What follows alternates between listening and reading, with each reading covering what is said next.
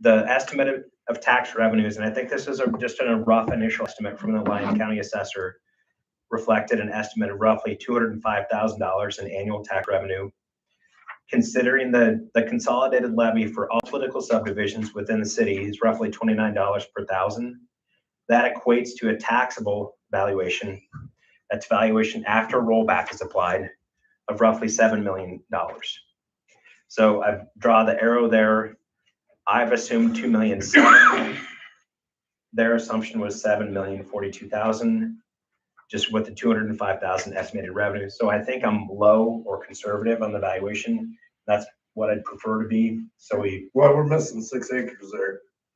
So what's key is I've assumed these buildings are built out, and tell me if this is right or not, in calendar year 27 and calendar year 28. Yeah, is that fair? Yeah, that's what everybody I talked to wanted to build either immediately or we're going to build next spring. Okay. That's what I was told, because they asked me how soon they had to build. Yep. I told them we're probably going to put something in there. You have to start building within 12 months of purchase. Okay. So and then we should have a building code too, so we don't have any shitty buildings there. Of course. We don't want that. No, you certainly don't. That lowers the valuation. Yeah. Just as a kind of a recap, the rollback's really important on these buildings. So beginning in 2013, there was commercial property tax reform where the first 150,000 of commercial properties are rolled back or taxed at the residential valuation. For next year, that's 44.5%. So these buildings, that first 150,000 of valuation is taxed at the residential level of 44.5%. Anything above 150,000 is 90%. That's what commercial was traditionally rolled back to.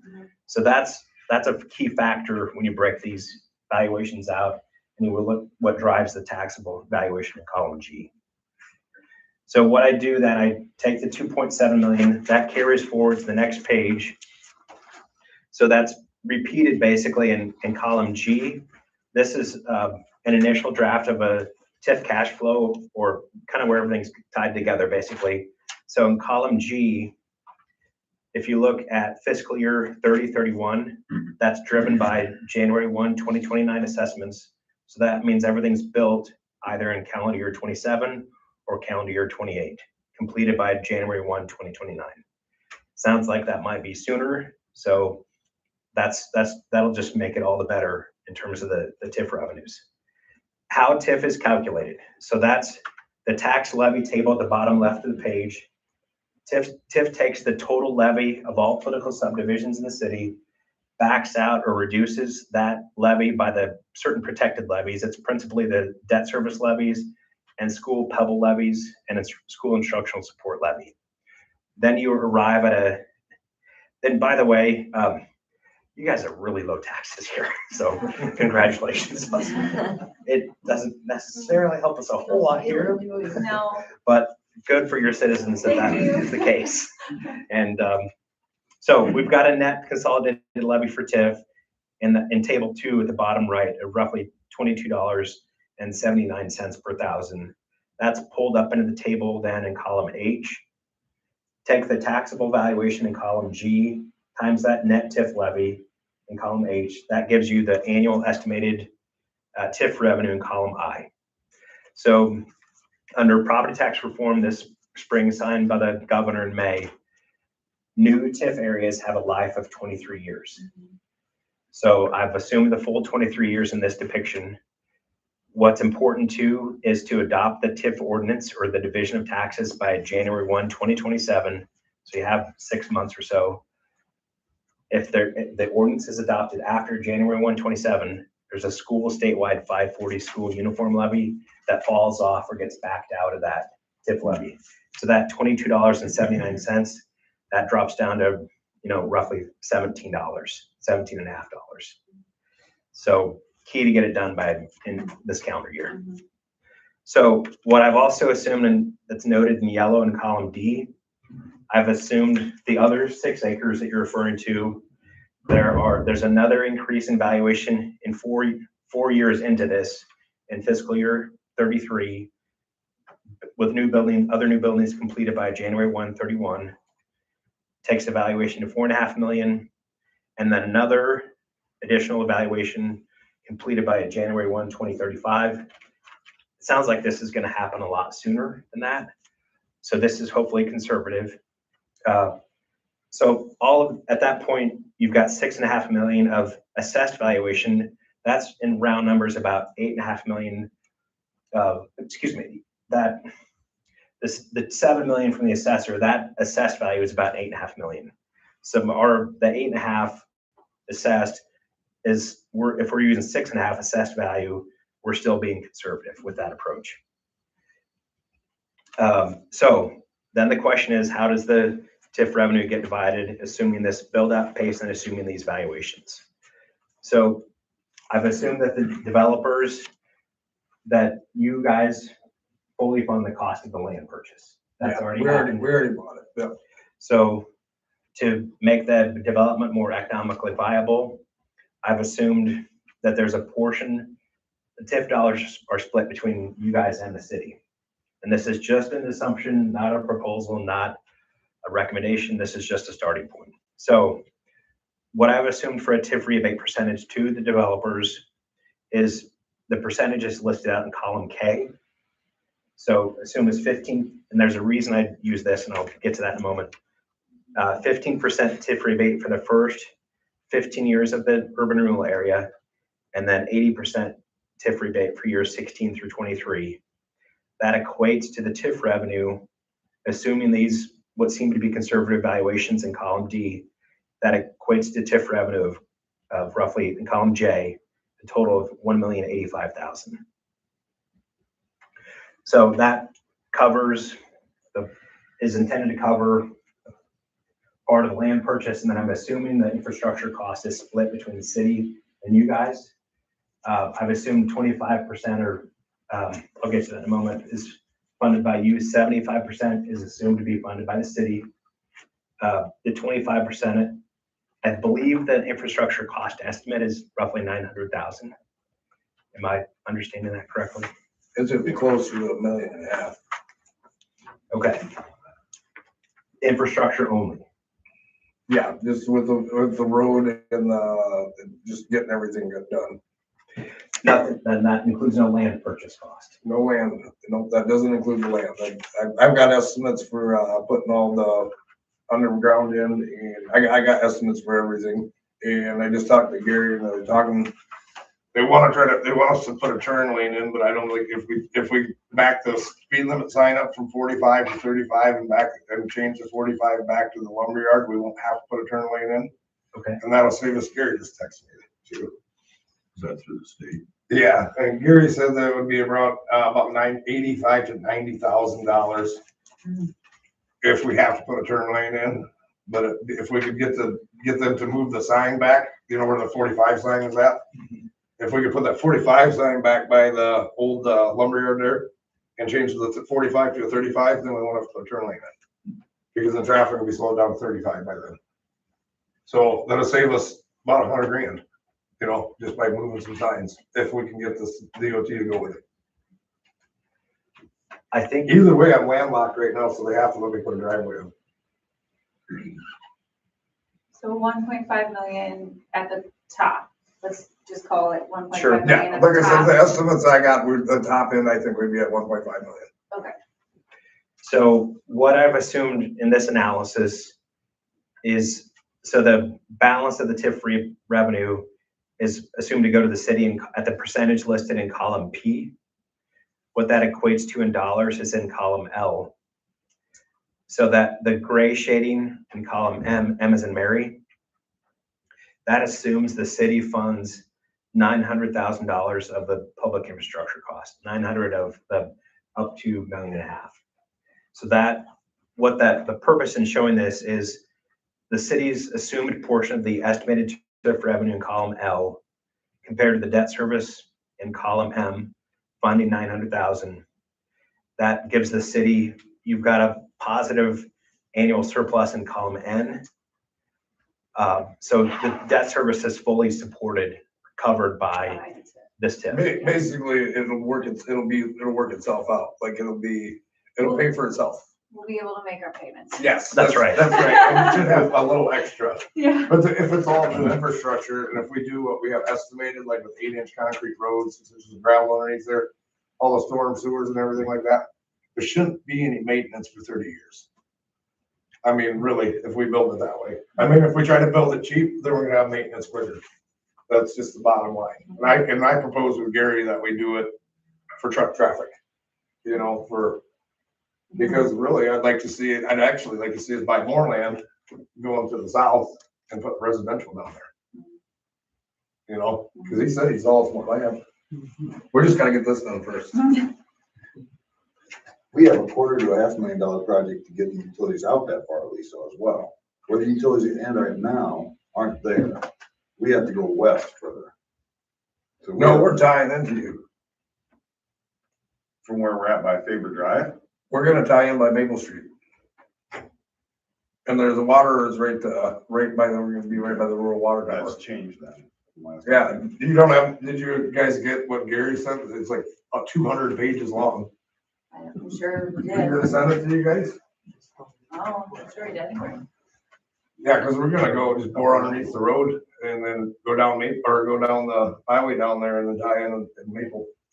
Right at the station down in Maple. I think what Mark's thinking about is, we've always wanted to do improvements to the west, and this would be the time to. That's up to you guys if you wanna keep going. If you wanna keep going, all I'm proposing is we're gonna come across and then go down. Go down. But you guys can tie in and go that way, but I'm not putting that as part of this project. So if you wanna do it, well, they've got the boring people here, you do it then, you know, But that was my last information was that you were coming across the street. we are coming across. To the west. No, I took that out. Because the only thing we're gonna supply is we're gonna supply, what, 2 businesses there? Right. And for the cost of it, it was just astronomical. Of the extra, it was like an extra 200,000. Right. And that's way too much for those 2 properties, if you ask my opinion. Right? Okay, and that's up to you guys. I mean, if you guys wanna spend the money on it, go right for it, but I don't think you get your money back out of it. It'll be Caswell's and, Brewer's Smith Shop. And they already got septic in. I doubt they'd even wanna tie in because they don't wanna pay the city taxes. You know, we gotta be looking at it this way. Like, if we build this and we don't have the city funding and it's not city, you guys ain't gonna get city taxes. Nobody's gotta pay city taxes over there. And they probably like that better. You know?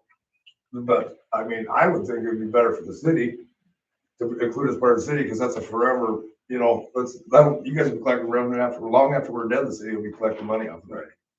You know, it's not just this year, next year, it's not just 30 years, it's until, you know, right. So, Okay. So I'm that's sorry to really- interrupt you. I'm glad you did. I'm learning as we go, so I appreciate that. okay. So what's, for you guys, for reference, what's rebated in this scenario at least is what's in column J. That's intended to cover your potential share of the infrastructure and potentially some of the land purchase costs. And then how do we recover that? We get a check paid to us? There'd be a formalized development agreement put together by the city's bond attorney, and then the rebate payments would come back over time. Could come over 23 years. Yep. Well, that sounds all right to me. What about you? Right? I mean, I might live another 23 years. You have to assume you will. I'm assuming I will, but. And then you guys also have the benefit when you sell the land parcels. Yes, So- but we're gonna have a lot of money stuck into it, so I don't think we're really gonna make any money. It'll probably be like a break-even deal for us. Which is fine if we're gonna get paid back, you know, because we do got quite a bit of money stuck into it already. I understand. So that's really just an initial concept of what we're looking at here. Sounds like I should up the infrastructure cost. Yeah, I would just figure it at 1.5. And so a couple things to caveat here from the city's perspective. It's not ideal, but that bond issue is assumed to be, for the infrastructure, is assumed to be issued in the fall of 2026. Okay. So that's City can go out 20 years with a geo bond under Iowa law. So as it's structured now, it goes out to 2044. That's roughly 18 years. So the city can go 2 more years. That's not ideal to have the debt structured that long, but that's about where we're at in terms of what can meet the TIF cash flow. If But you had us paying it off in 15, right? it's 15 years into the TIF, which is 18 years from today. Okay. The year counts is, Yeah, because I your tracked first 3 TIF. are, yeah. Mhm. so we just don't have the TIF revenue yet at that point. Got it. So, So if we get more on the remaining 6 acres quicker, we could pay it off quicker. absolutely. Yeah, and that's the big thing too. Like I said, I have not advertised it. I'm not put a sign up, you know, and there's a lot of, like the way we're sectioned off, we're gonna put like, so we can do smaller, like, what were they, 60 by 40 buildings, and the lot sizes were, up like 100 by, I can't remember the size exactly, but what he's talking about, those are actually gonna bring more money in. Smaller smaller land and building on there, because by square footage, they're gonna raise the average up a lot. Yeah. Sure. But we're still talking, based off of page 4, we're still talking about a pretty big range from your conservative 2.7 to the assessor 7 million, That's right. right? Yeah. So if, even without the additional acres. Yeah, you'd still be able to make it work. So, That's true. What I did add, that's a supplement to page 4. Yeah. The initial 8 parcels or buildings is just the building on page 5 of 9. The new growth in column D that's shaded in yellow. And you know, you got $1 million here down at Oxley Station. He told me $1.5 million was he had planned on that building. conservative, that's another- That's what he's spending, but it's not going to be taxed at that. You don't think so? No, Okay. I'm not guaranteeing that, but it's not likely. Okay, well, that's fine. It doesn't And matter. Like I said, it still pencils out. just Yeah. to be, also though, we don't mind being conservative and dealing with conservative numbers and still Mhm. seeing a net positive. Like, it feels really good to see excess, You right? bet. From a conservative estimate. With the Absolutely. deal. I'd rather have it low than high, you know what I mean? Because then we're not reaching for anything, we're You going bet. for it. You bet. This was really put together for the purpose of showing if this is to be supported by the new TIF revenue, the new valuation, this is what we have to see develop. Right. So that's really the crux of what we're looking at. And the framework that I used. So. Can you tell me the differences between 7, 8, those pages? Sure. That would be helpful. So, let's see. Page 7 is really just an estimate of that's the principal amortization with coupons and yields. Okay, Bond investors will pay the city an original issue premium to receive a higher coupon. What that serves to do is reduce the principal amount of the city's borrowing. So that's just a kind of the bond pricing page of the yields and coupons. okay, The next page is what's key. That's with the principal and interest calculated on the debt service using those rates from the prior page. okay, got it. Capitalized interest is a thing that you kind of have to, what that basically is, you're borrowing to make some of the initial interest payments that exist on the debt service until the TIF revenues start to come in. So that's just a bridge to do that, so you don't have a citywide debt service levy.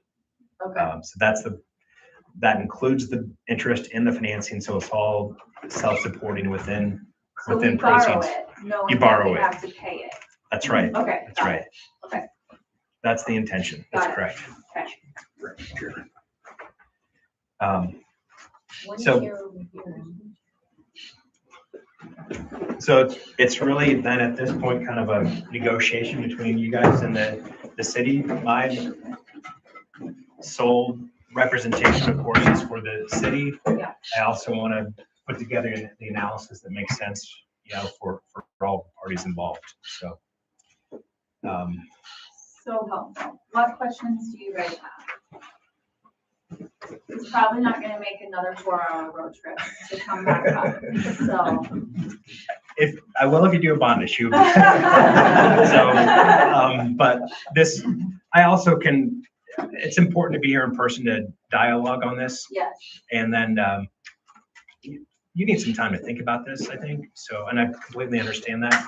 And it's also helpful to get information from you guys, so appreciate that.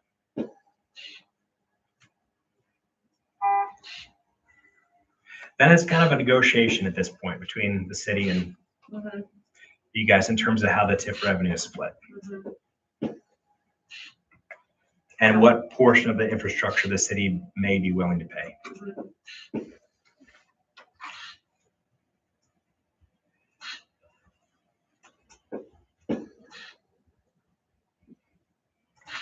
It's nice to finally see it laid out. You bet. You guys didn't like my stuff? I mean, It's pretty much the The same. handwritten stuff is great. Yeah, the handwritten, it's the same thing, it's just different. I don't like typing on computers and I don't have to, and my secretary hates it too.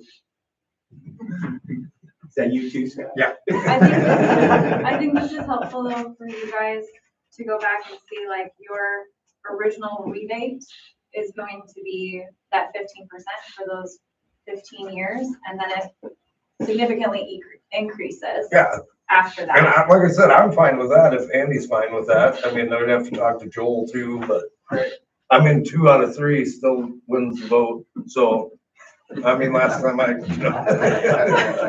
if you don't wanna show up, you don't show up, I guess, you know? But I have it, so I have people lined up to do this. I just gotta tell them yes or no. And I told them in July, so, and it's either I commit to it or they're gonna go to another project, and then we probably won't find anybody, because everybody will be tied up. And that's just kind of the way it goes in construction, because this time of the year is where everybody gets everything going, you know? Yeah, myself included, like, I'm gonna be pretty busy too, but I can manage that project, it's not that big of a deal.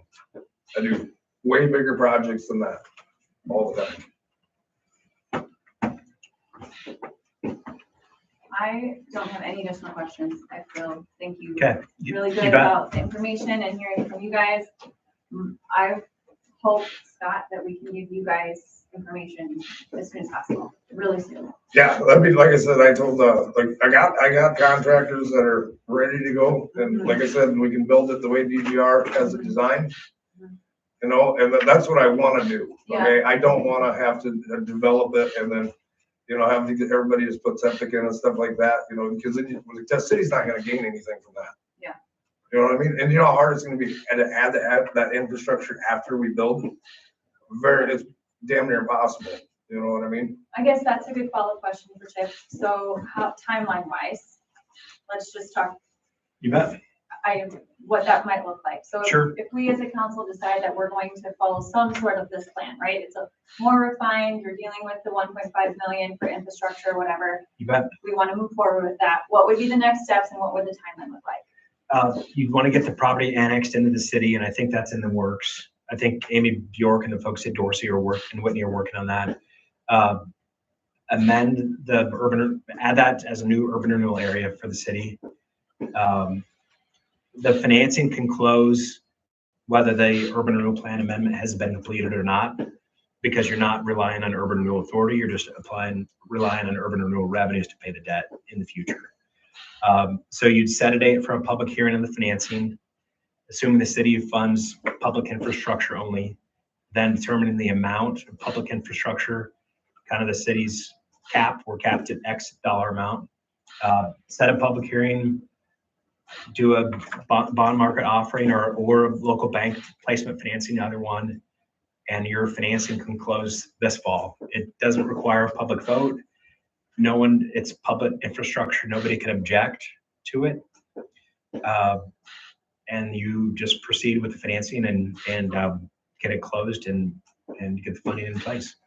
With our 25% that we would have to pay for, you know, most of probably being the moving all the dirt and stuff. And I'm gonna move it anyway, right? Cause I got somebody lined up and we can just have that, or we can bill later, right? I can hold the overhead of that. I think you would just look at it as the city's cost and the infrastructure is, I'm just Well, making some assumptions here. What the purpose is from the city's standpoint, the funding will be for water, sewer and street work, storm water work. If your share is the dirt work, that's fine. Yeah, and but another thing too, like DGR, I think we paid them like, what, 55 grand already? You know, cause that's in part of my 1.5, you know, cause that would be included, You cause bet. that's for all the street design and all, you know, all that Of course. crap. You know, I wouldn't need any of that if I wasn't gonna include the city. And we've been holding the bill, you know, we already paid for it. Okay, It's all done, all the permits are done. It's ready to go. Like we've been taking care of it, okay. so. Assuming the city is willing, I'm just gonna pick an amount here then to fund 900,000 of the infrastructure. Then if that's acceptable to the city, and certainly don't need to answer that tonight, then you just have to assume the balance would be of the infrastructure would be paid for by you guys. But I understand that because our land value would go up from where it is at for a resale, right? But timeline wise, Scott, we would get around the fall, we would have the funds, right? Oh, yeah, That's what he- absolutely. That's what he's saying, is like, Yes, and that's you- fine. That's fine with if the me. city says yes, we still don't have the funds. Yeah. From a GO bond until the fall. Yes, but I can cover the you know, like I can, like if I want to get the dirt and stuff prepped, so we got that all done. And I'm gonna pay for it anyway. I'll cover the overhead of it, right? And I'll just have it as a running tab basically of what we got. Same thing that we got with DGR. You know, because I've already picked, you know, like I said, it's been 50, I bet you he's got another 10,000. We're gonna be getting there $100,000 into the DGR. And that's all just for the development for the city. Yeah.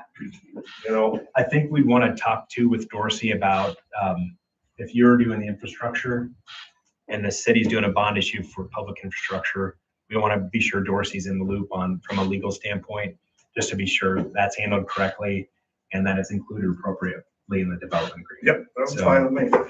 Yeah, So clarifying the process that we have to follow when we do things like that. I know. So I've assumed a financing that would close at the end of September. Okay. It could be probably a little bit sooner Okay, too, so, awesome. it's a great opportunity for the city because you've got such looks like a clearly, Well, I Ready- can ready to build it for develop. you. That's the thing, you know? Question for Chip before he gets to hit the road. And Red, did you have anything? I was just curious how this is all gonna go. Yeah. Well, I could have told you tomorrow. Well, I know you could. It's better to get it firsthand. I know. Anything else? Anyone else? Comments for Chip before he gets to drive back? How soon should we have a development agreement together? I'd get Dorsey working on that, later this month or in early July. And get the urban renewal plan process started once the property's annexed. I would get that started in July. A lot of things can run in parallel. There isn't, getting an annex first is number one, and then the rest of the items can kind of run on a little bit of a parallel timeline. The urban renewal plan amendment, the development agreement, the bond issue, so forth. So.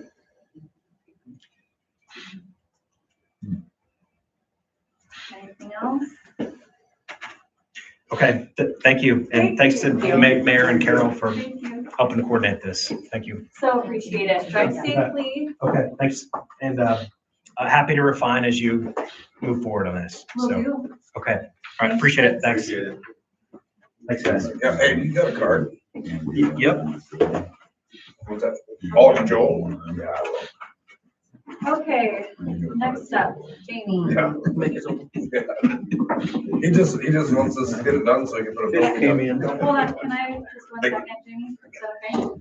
So I have public comments for 2 resolutions, and I also have the 7-10.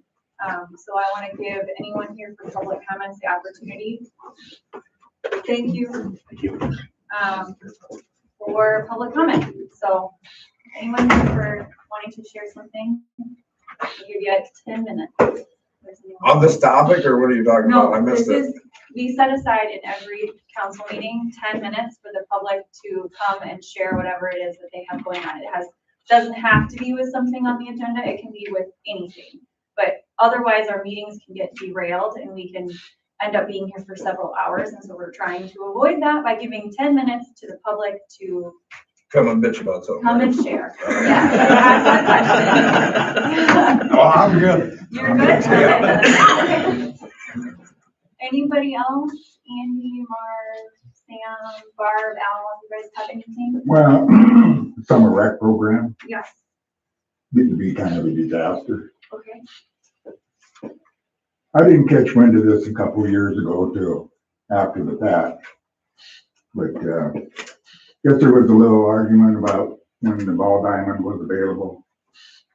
A few years prior to that, Bill Gruneweg and I rebuilt that whole ball diamond so we could get the junior high baseball games in town. And somebody thought that, we just get the junior high baseball games out of town. Now, for somebody to make that decision that didn't have any blood, sweat, or anything invested in that was wrong. You know, you could have talked to either Bill or I mean, most people knew that. For 3 months, we worked to rebuild that ball diamond. I spent time down at Adams tearing down chain link fence that Adams wanted to get rid of. Got a crew of guys down there to get that done, to save cost. We rebuilt that whole ball diamond. I was kind of instrumental in that infield grass, and for a couple of years, I watered that grass and moved the bases for summer rec and for junior high baseball. We enlarged the infield. We had the batting cage, about a raised pitching mound. We did all this stuff, and then we just kicked them out of town. Now I get to drive to Alvord. When you're never going to get that back. It was the stupidest thing you could have did. Right? Yeah.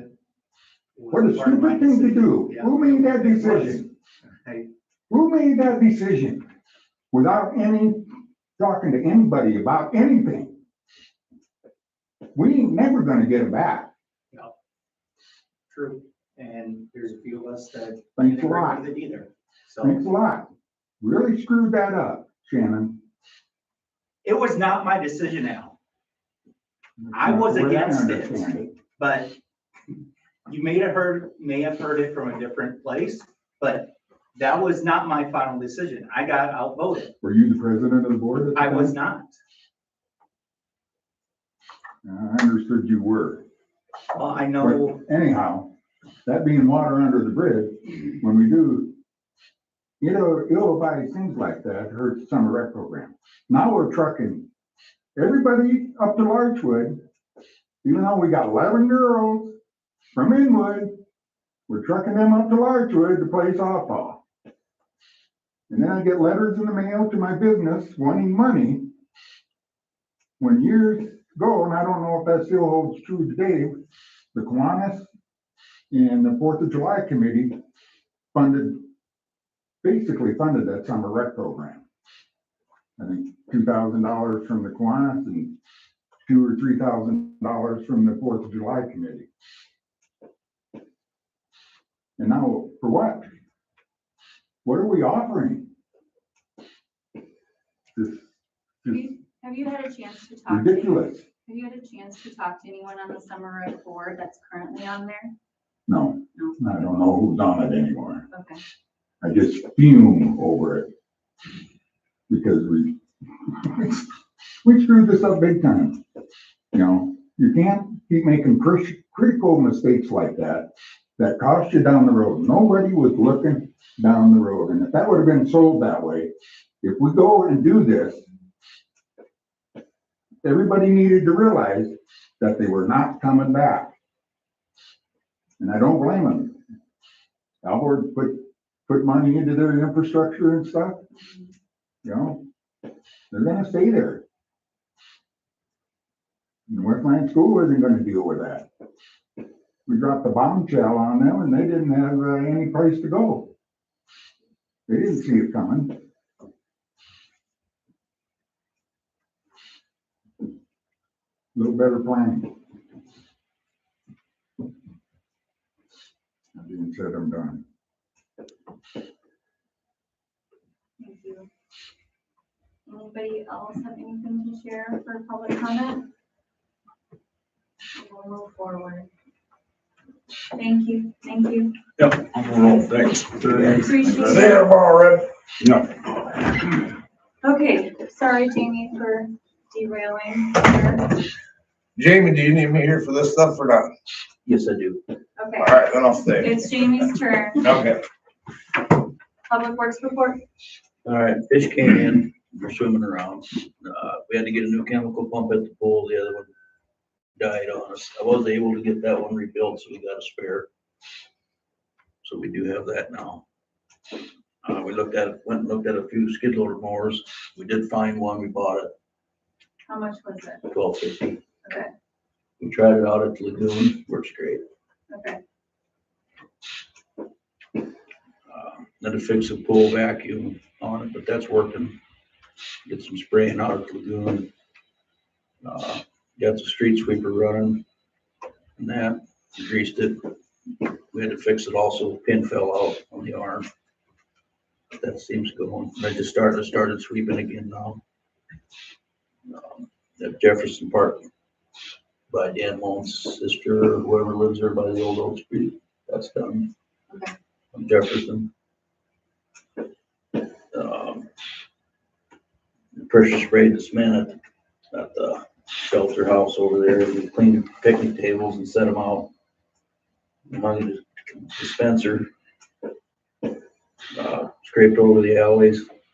Yeah, mowed at the lagoon. Got the ropes in for the pool. Replaced that window and the door handle at the shelter there. Went over. Because, or were they broken or vandalism or what? One was fell out and the other one, the kids kicked in and busted. Do we have any idea when that happened? No, It's been a little while now. not this year? No. Okay, I just didn't worry about it too much because we had some tables put in, they weren't gonna kick it in anymore anyway. So, yeah, we went over the bleachers and that, because there's some that are bent, we're gonna have to replace. How- do you have an inventory yet on that? How many? We got, was it 6 we got to work on? 6? Yeah. Okay. Brought them tables with barricades for this market thing they had on electrical cords for them. Had to replace some stuff on the gutter at the pool. We moved in bleachers at the park to level it out a little better. Swept main. Leveled that road to the dump. And the south side of the parking lot by the pool there. Parts for the showers are ordered, but they're not in yet. For the pool house? Yeah. Okay. We had to make a parts run for stuff for the pool. Picked up some junk at the shop. And, had that Lelux come down for sewer main that was partially plugged. And, Where, at the shop? no, on Main here by Jason Johnson. Okay. And then we had 22 locates. That's the gist of it there, so.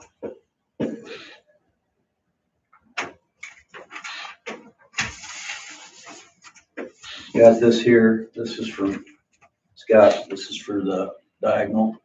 Okay. He's got different thicknesses, etc. Just can look at that, if you want more, I'll make more.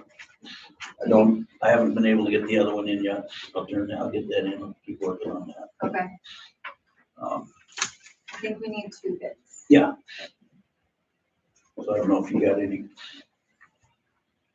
questions. I priced that, it says it right on there, when you look at or on the estimate there, it says it right on top, it's 5 inches thick, 6 inches thick, 7 inches thick, and 8 inches thick.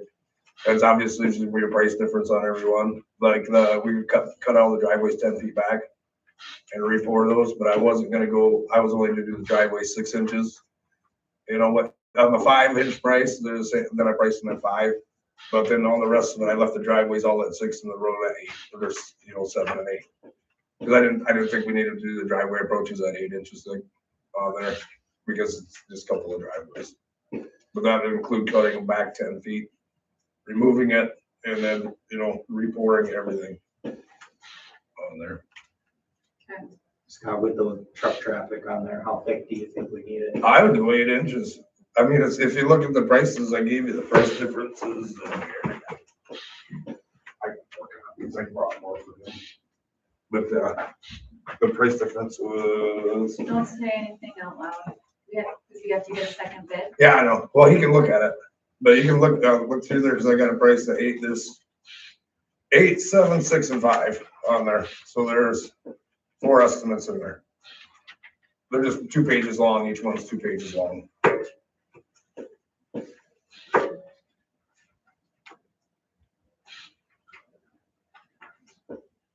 You just don't want it public yet because That's fine. we don't want anyone to know what you estimated. Yeah, that's fine. Try to come in $5 less than you. Go right ahead. I don't, if they're gonna do it cheaper than me, they can do it. I don't care. I got other stuff Want I to can be do. fair. Okay, anything else on these you guys have while Scott's here? Question wise? Any question? I think I explained it pretty simply, right? Yeah. I think there's only a couple of water shutoffs in there, and then that one intersection, and I have that figured at 20 feet back. It's written in the estimate. Okay. Everything's, if you read the estimate, if you actually read what it says, everything's written on there. The Okay. description is. Okay. I think I made it as less complicated as possible on there, the description of everything, and I got every intersection and the address where, where the intersections are and stuff, all of them are listed on there. And this, I went and measured all of them. I measured all the sizes of them. Okay. So I know, what everything was. So I went out and did all that. I like the options too. So Yeah, for us. like I said, I mean, the price difference, if you look at it, the options, I mean, if you want to go with 7, you save a little bit of money. I would recommend going 8, but I mean, 7 would be great too. But I mean, 5, you can do 5, but I think, if we say no trucks on there, do you really think that's gonna work? I don't think so. I think people I think it's a habit. Should I have my truck, I drove down my own damn street that I'm not supposed to track down.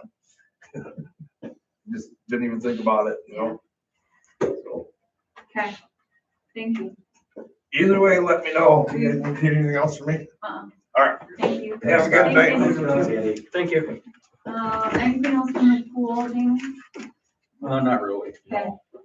Any update on the wood chips versus the rubber cost comparison? Yeah, the wood chips in 22 cost 3,200. The rubber chips were $7,000, 6,900. We had to replace 2 bags. That cost 2,500 because it got washed out. 2 bags of what? Rubbers. Rubber. Yeah. Okay. Favorite parfait is by me. Okay. Quote for the rubber in 26 was $7,800. Quote we got another quote here for the port in place, whatever you call it, that's $46,000.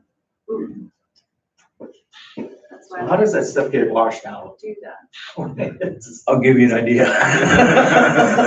Or thrown out, or? There's a lot of that stuff gets thrown out too, the kids picking and throwing them in that. Do you Yeah, remember, that's when fine. we looked it up Yeah. last time, A lot of how people long the wood chips last versus how long the rubber lasts? Do you remember off the top of your head? I don't remember either. I think it was like, the wood chips were like 3 to 5 years or something, and the rubber was 7 to 10 or something. Okay, so I we can't can remember.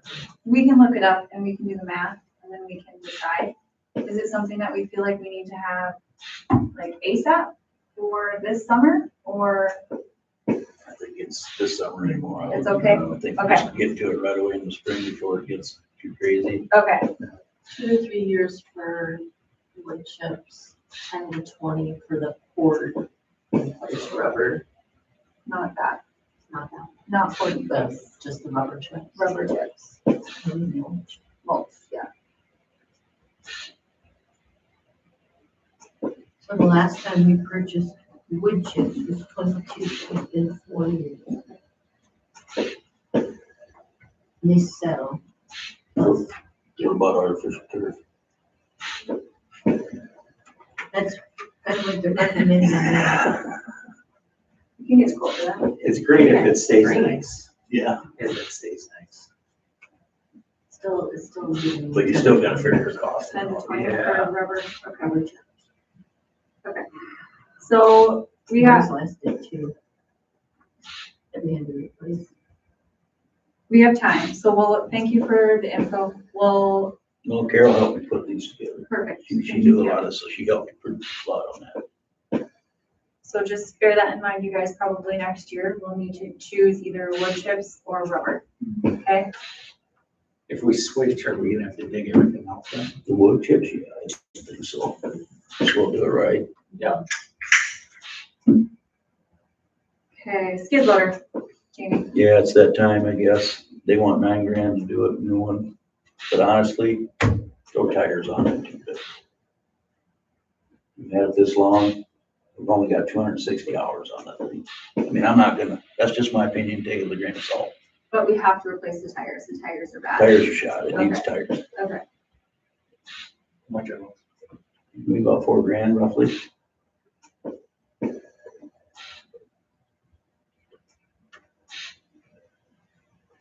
How many years have we had this one? This will be our third year. Mhm. So yeah, 2 or 3 years. or That's whatever. why it jumped from 5,000 to 9,000. Next year. Because it's $4,000 a tire. But the last one too, the tires, there wasn't much left in the tires either. No. How much is it gonna jump again if we wait another year? If we wait another year, What's what's that that? gonna cost us to upgrade? Oh, another year? I don't know. I don't know without talking to them.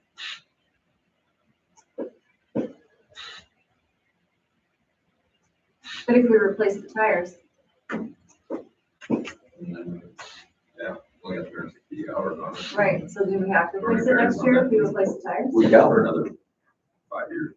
Right, With the bad winter though, we're gonna really crank up the hours on it. We got equipment to use it, so there is gonna be more hours put on it. But these last 2 winters, we haven't had squat for snow. My first winter here, when it seemed like we were plowing every 5 hours, it really cranked up the hours on it. That makes a difference too. After putting your tires on in the last couple of, 2 or 3 years probably. I would think you get 2 out of them. It depends how much. Yeah. I'm trying to figure out what it's gonna cost us to upgrade after those 2 years. Probably be more because it's a lot easier to sell with lower hours like this. You know, more hours you put on, the less you get. And it's older. Yeah, if we're gonna not trade it in every couple of years, then we almost need to just keep it for it. And then, you know, like, that's the trade-off, right? It's, if we stick with it, we'll just stick with it for a while until it makes it worthwhile to keep it. Set an hour mark. That's just my opinion. I said, take it with a grain of salt. I mean, think it'll blow up tomorrow. Who knows? It is really low hours, so. I don't think these had a payloader, I think I put 5,000 hours on myself. Yeah, well, I know, In like I 3 think years. Jesse Bannister, I think he's got a payload with 20. That's- I don't know. so think about it.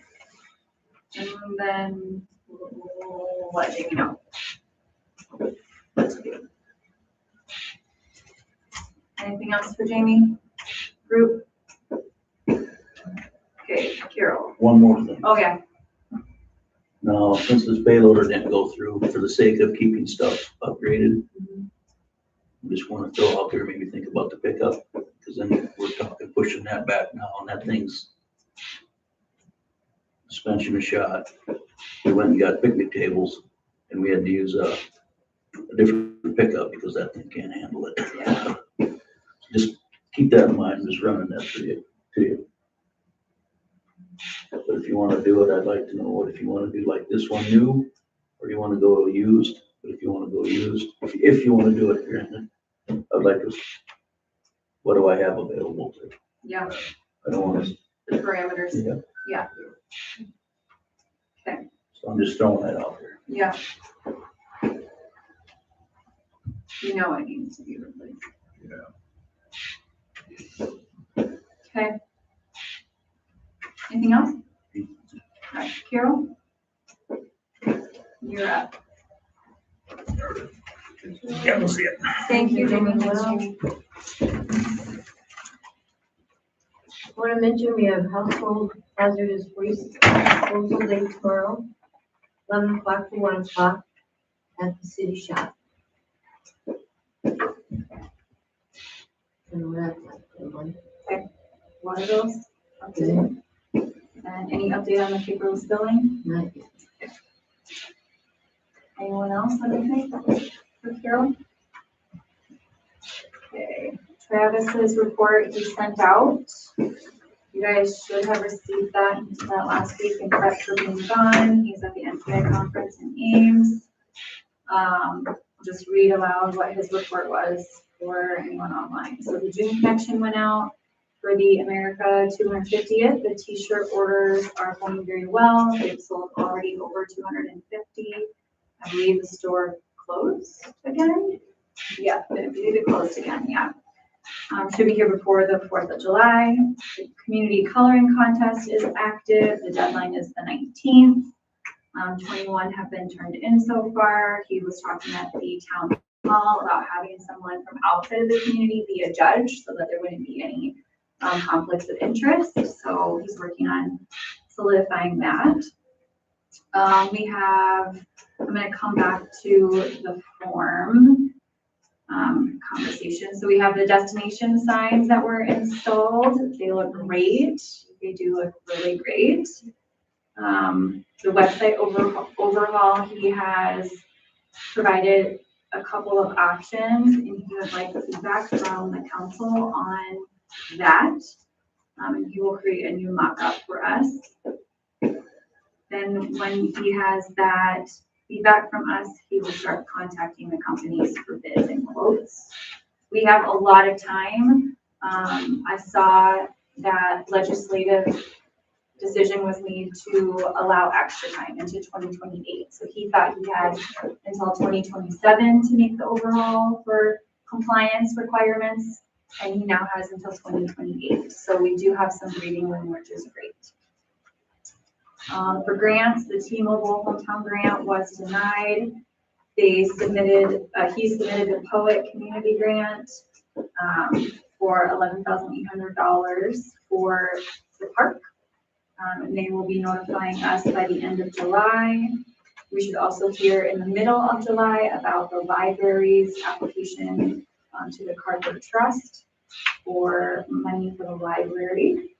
And then he is planning to apply for the swing set to Alliance for Change when their next session is. So we're doing that.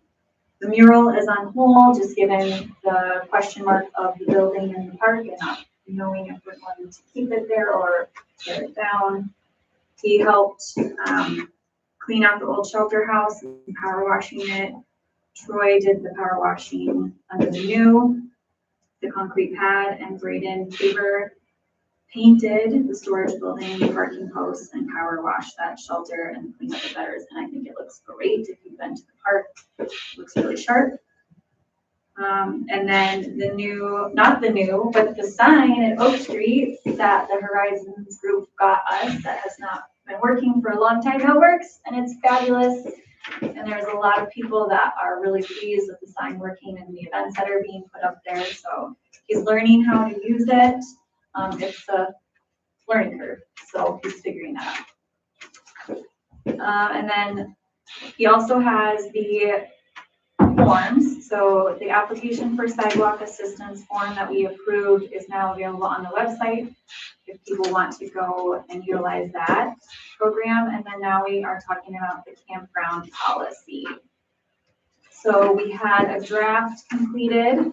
It has been revised a couple of times. Edits have been incorporated based off of the feedback that he got from everybody here. because we never had a policy before. So this is just clarifying how long a person can stay, how one person reserves, the care that the people need to take in utilizing the facilities in the park, and then who is keeping people accountable. So, any comments, questions on this? So there's a policy for the reservation. What about like registration when they get there? Are you gonna have like envelopes to fill out, like some places have, like a box to put them in? Or is it just bring it to the city hall drop box? How is that gonna work? Questions? So it says in the policy, fourth bullet, under item number 3, all campers shall register with the city clerk upon arrival or within a time frame established by the city. Registration information may include the camper's name, address, phone number, vehicle information, and campsite number. So if that's on a weekend, do you wait till Monday, or is there, that's what I mean by like drop box. If the clerk's not available, how do they actually register? Hey, I'm here, I'm gonna start paying today. How do they do that out? Oh yeah, don't they have like a little in a drop box? And payment is due the day that you register. So if you stay any longer than that, they'll come knocking at your door saying, you need to pay for the nights that you registered for. So I was just curious, on a weekend or a holiday or whatever, when City Hall isn't open, how do you register and make sure payment is getting? So currently, the camper in number 1 has been helping us with that. Okay, When someone comes in, then he makes contact and lets us know. okay. He's been very helpful. And then they just come into you and register and make payment. If they can't get in, then they can pay him and he gets it. Is he gonna be there all the time then to keep doing that, or with a policy? I mean, so he's kind of So, acting like a campground Yeah. host right now. Right. But eventually, is that gonna be the case all the time, or is that gonna I change doubt if based we on? have anybody that stays that long. Okay, So that's what we'll I have was to go wondering. from there. Right, so once he leaves, then you're gonna have to have some sort of It should be easy enough. accountability. But- I mean, essentially what I'm saying is accountability and enforceable policy. So our maintenance men should check every Check morning that, sure, and make contact. sure, Camera number 1 isn't there. sure. And we do have a Dropbox right out here, they can drop payment in. whatever. Yeah. And we had envelopes printed many years ago and just never got a box down at the campsite. Sure. Let's just stop in and they're gonna be here for a while, they get envelopes and drop it in the drop zone. Sure. Especially since we're gonna be tearing down the community center, we need to have some places. We were discussed that at, when you guys are done at. We haven't finalized anything yet. So like a camper that shows up, if the first campsite isn't there, where do they go? How do they know where to go if there's nothing posted? There's We no can post something. process. Right Yeah, now, the post says check with camper 1. Okay. And that's all we have to do is just change the wording on that. It should be easy enough to put a Dropbox by that matter. And then Yeah. a sign on a post. Yeah. We need Way something. more way to- Yeah, super yeah. handy In there, Yeah. and a lot of places, they post their whole policy of what you can and can't do right where the Dropbox is. Make it easy, everybody understands what the expectations are, and then you don't have issues like that. I also, my opinion, I don't love having somebody who does not work or represent the city be handling that responsibility. So I would, I'm just speaking from my perspective, like, I know the camp hosts out at Lake La Jolla, they don't handle registration money, they don't handle any of that, they are responsible for cleaning things and doing those sorts of things and answering questions of people, but they are not managers of money or things like that. I'm not on it either. So I don't love that. I don't feel like that's probably appropriate. I think we should think through whose responsibility it should be. If it's maintenance that needs, they're checking the levels every day by the park, that's what they do, half hour every day. Somebody's doing it. Drive to the park, check the drop box, bring the slip in, right? Something to that effect. And I think as a camper showing up, I'm from town, so I know what's going on, but other people from out of town probably aren't gonna feel, that it's acceptable to approach a different camper that they don't know, especially if the city is actually collecting the money. I think that I would be a little uncomfortable finding a camper that I don't know with no rules and just saying, here's my money, I'm gonna stay next to you. So I agree with that it would be nice to deal directly with the city, especially on weekends when the city hall isn't open.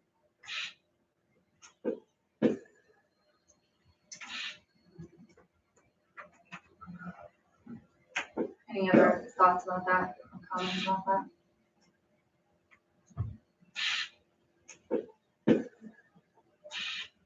So I don't think that warrants changing the policy because the bullet says that they'll register with the city clerk upon arrival or within a time frame established by the city.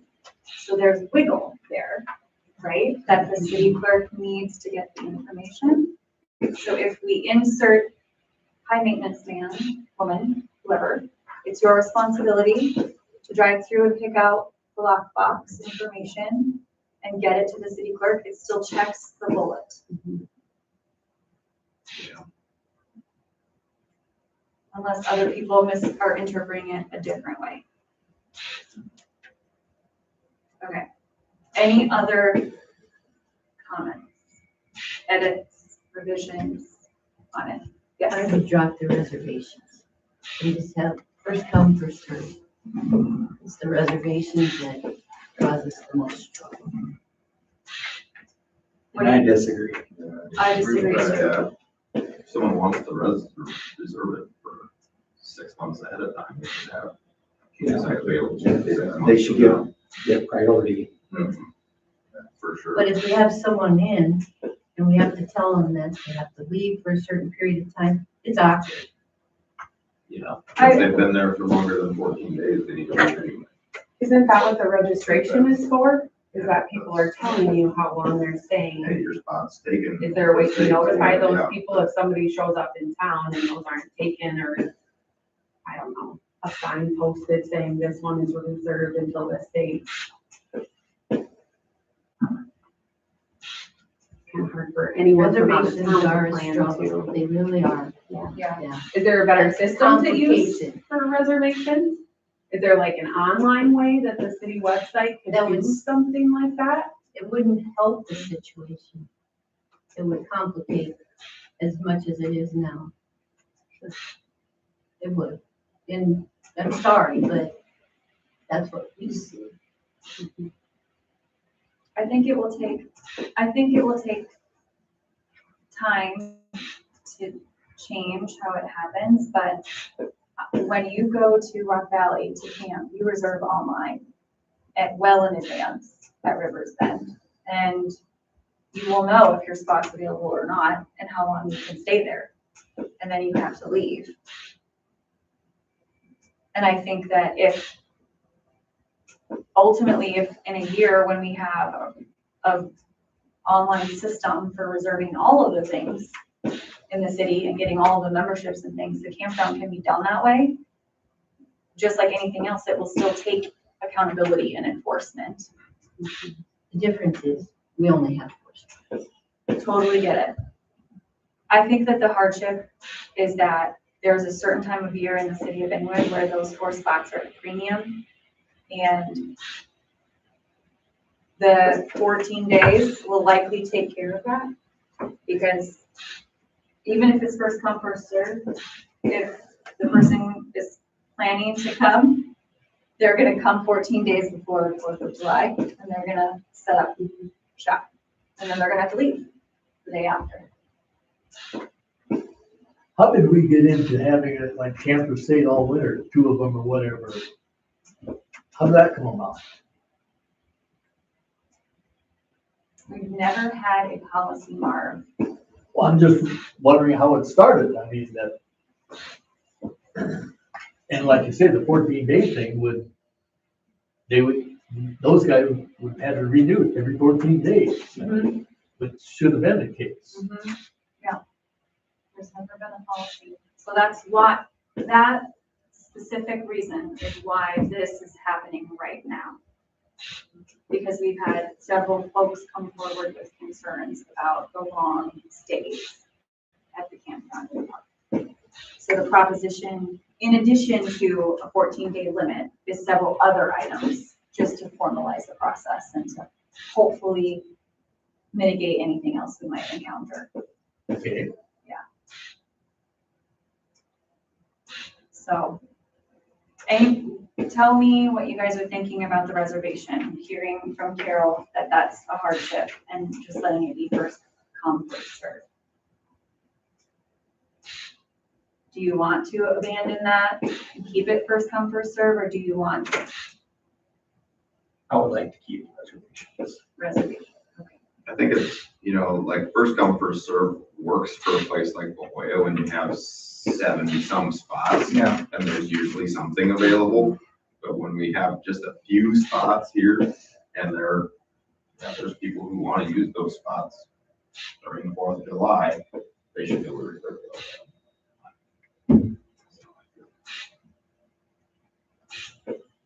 If you're out of town, you don't want to be hauling your camper to town and not get a spot. I mean, There's gotta be some type of calendar or something that Travis can mitigate into the website. So there's a way to track that, so someone can see what's available, what's not available. That hard to know out there. There is, but there was a cost to a couple of them. To me, regardless what the community center comes, we're gonna have that for the gym, for the Yeah. other ones, so to implement that really wouldn't take anything. That's paperwork regardless, eventually.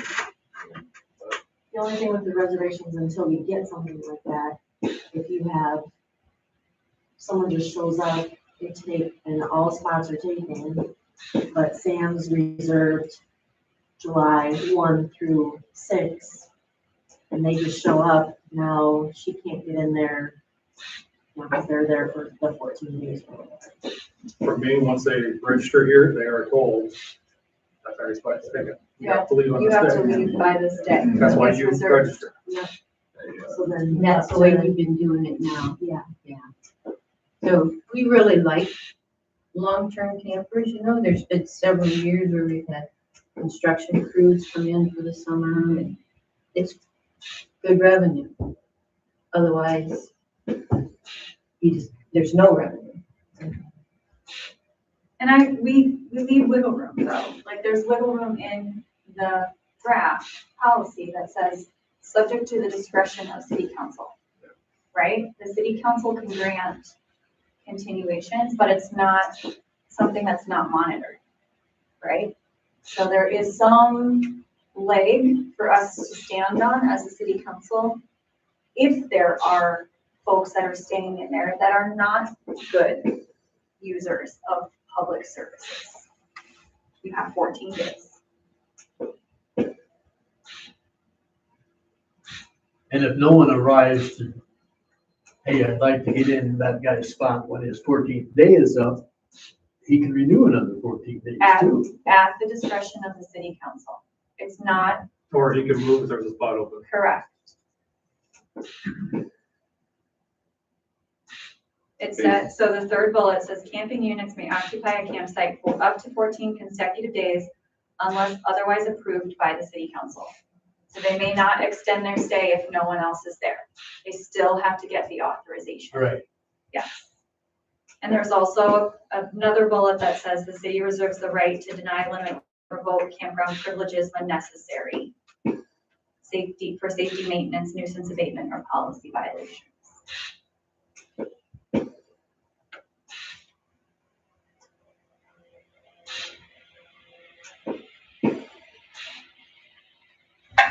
So this will though cause, right, conversations to be had with folks in the park.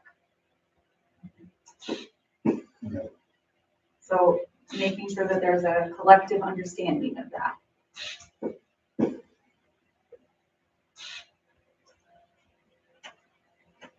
Yeah, with this, do we need to have a campground committee? Like, you're all gonna be a pool committee in the park, and, you know, there's this fall just underneath the parks. I think it does. That's fine. Okay. I just want to make sure that's clarified. That's part of it. my how I think of it is the campground is in the park, the campground falls under the Parks and Rec appointees. Nice try, Rick. All right.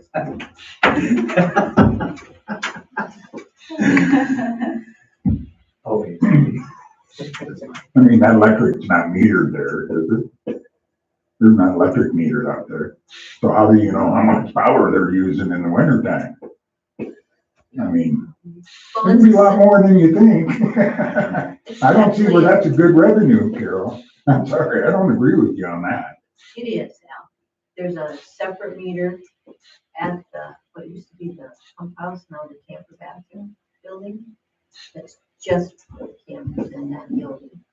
So that building is also heated because of the bathrooms. And we can see what they're using. It might be twice once we start shutting off the water. When we initially did this, That's I think we had a 2-week limit on it.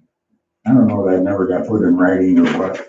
I mean, Les Dyer was the one that was the proponent for this, and Yeah. I wasn't 100% set on it at the time. I think we put 2 in first, and they were used pretty good, so then we put 2 more in. Yeah. And it worked out all right, but there again, that 2-week Yeah. time limit, Which is, being, just like you've been talking, the number availability. yeah. And what we were talking about was people coming in to see family or friends, Mhm. to have something available where they could put their camper Yeah. instead of along the street or whatever. Yes. It's a nice spot. I So- mean, it's great for the kids. It's great for access to the pool. I mean, you name it, it's a great spot. So, and 14 days is very common across the board at almost all campgrounds you would go to. So we're not being super restrictive. Any other comments? If you I think know a guy it's that stayed in Florida, and he paid $100 a day nice, yeah, right? for 30 days. You can do the math on that.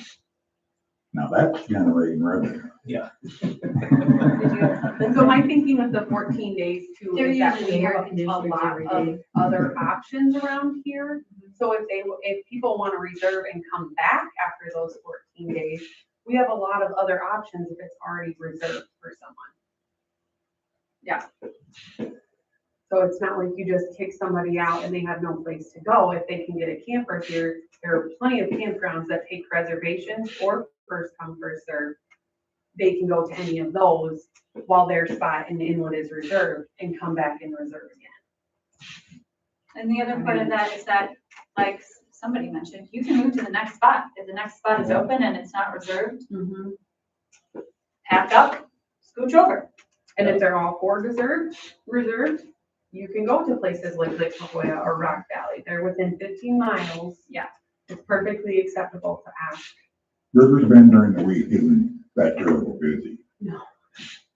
And you can On reserve online, weekends, so is it- before you leave Yeah, here, you know, The you know weekends you is have a different spot. story. Okay. Am I hearing that everyone is good with this? Yes? Yep. Okay. So we're gonna move forward with this. Everyone is okay with it?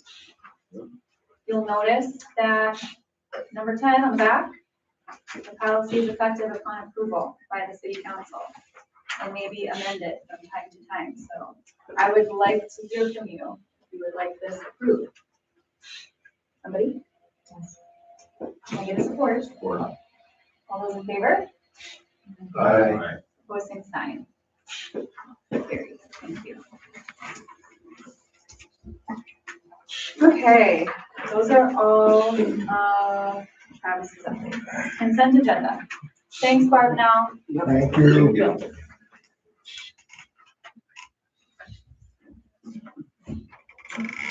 You wanna see the policy? Minutes, treasurer's report, list of bills, and the building permit.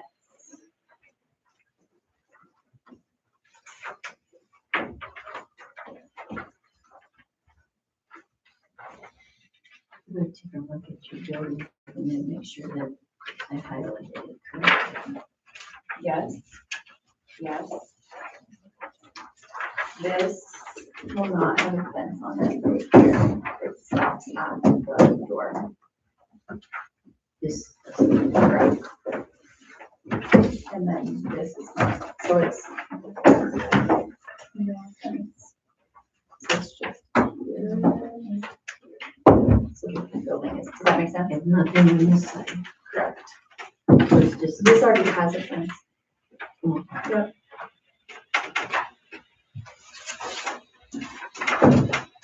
Does that help? Mhm. Okay.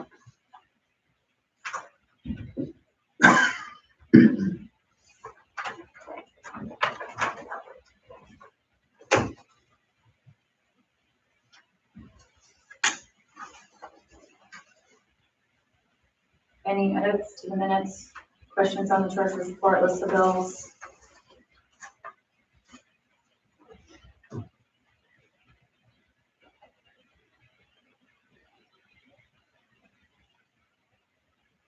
Also, now would be the time to, if you've thought about it, if you'd like to move forward with the replacing the skid loader for $9,000 or the tires for $4,000.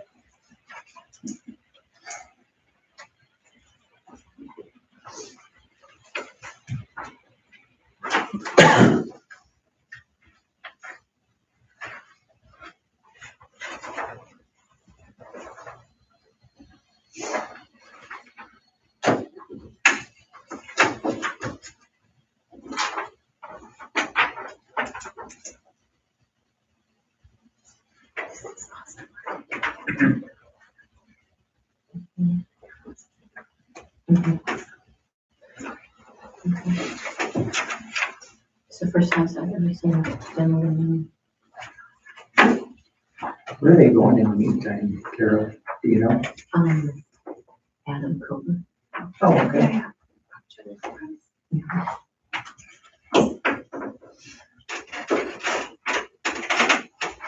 And the old garage will, be demolished someday, but they're gonna use that for storage. Oh, yeah. Through the summer.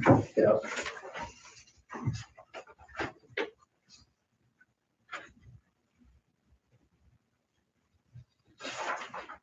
Such a good spot. Right there. Yeah, that'll She be, loves it. So good. that'll be really nice to have a new place there. Yeah. That'd be cool. Good for them. And hard for lots of decisions. Oh, yeah, I would imagine. Yeah. Thank you. Thank you. Yes. Anything, guys? Hey, Sam, before you leave, do you have any of your situation taken care of? Yes, Your goal? we are set to go. Okay. Yes, Good to hear. I appreciate that. Thank you. See ya. Bye. Yeah.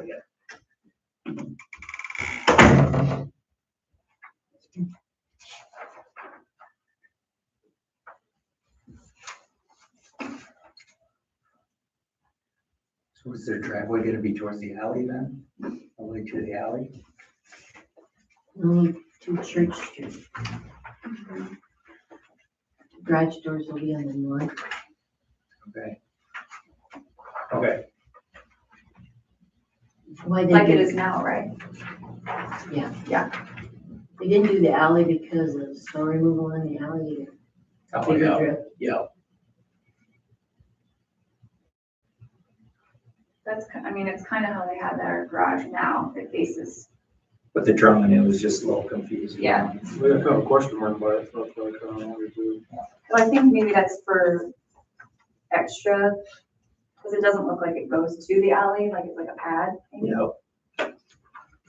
I think the question mark is, they're still not sure if they will have a garage. Oh, okay.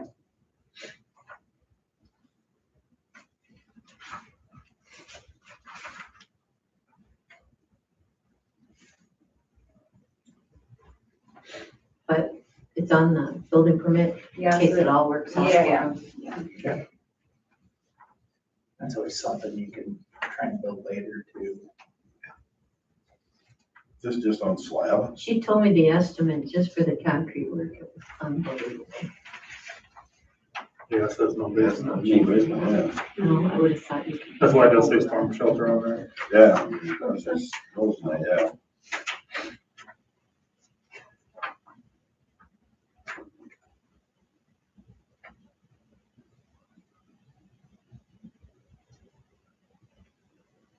For the past couple of years, that's a lot more common now. Yeah, that's, it is. No. Yeah. Anyone make motion for the consent agenda and the bills, treasurer's report, building permits, So support? do we want to discuss the skid loader first or? Yeah, I would love to. Yeah, 'cause it was like 5,000 last year. We decided it was so low hours to just run another year. Yeah, I don't know. Do we just do the 9,000 and get the upgrade, just? And from here on out, just automatically, no matter how many hours you got, instead of, The process. Yeah, $3,000 a year roughly. Half a skid loader plus whatever. Because the maintenance is included in that, correct? We don't pay extra for that. That is included in the contract. So like warranty, We're replacing stuff. Okay, so oil changes and stuff, I assume we do the oil changes on our own. we do. Okay. That's what I'm kind of curious. Yeah, it's like once a year. Oil change, because 250 hours is an oil change average interval, like 200-hour interval for an oil change. Well, that's my whole thing. We put tires on for 4,000. Next year it goes from 9 to 12. I don't know if we're gaining anything. I think we just get back on our program. Yeah, I think so too. I mean, it's a pretty decent program that they've offered us. If they're good to keep it on that What are you thinking? year. I'm not sure that they'll keep the program at 5,000 every 2 years. Well, That was my next one. that's only gonna increase, I'm Possibly, sure. Yeah. We really kind of need to get some of that information. Yeah. And I can just give Clint a call and see what he's thinking. but as long as they're offering it right now, Do we move forward I think we move forward. with the replacing for 9,000? Okay. We should do that. Yeah, the most, yeah. Oh, Okay, do the consent agenda, please. A motion from Mark. I'll support that. Thank you. All in favor? Aye. Opposed, same sign? Motion carries, and I'll entertain a motion for the skid loader. Motion. Thank you, Shannon. I'll support. Thank you, Rick. All those in favor signify by saying aye. Opposed, same sign. Motion carries. And then we'll just find out about the recycling program. Thank you. All right. Resolutions to close the street for the car show and the Derby. Got resolution 1626, closure of East Adams and South Main on Wednesday, July 1st. I'll make a motion. Can I get a support? Support. I heard Mark first. Mark? Aye. Shannon? Aye. Jordan? Aye. Laurel? And Rick? Aye. Resolution 1626 carries. Resolution 1726. Do you have all of that? Okay. Resolution for the closure of South Cherry for the 4th of July. Thank you. Thank you. That was Jordan and Laurel. Mark? Aye. Shannon? Aye. Jordan? Aye. Laurel? And Rick? Aye. 1726 carries. All right, old business.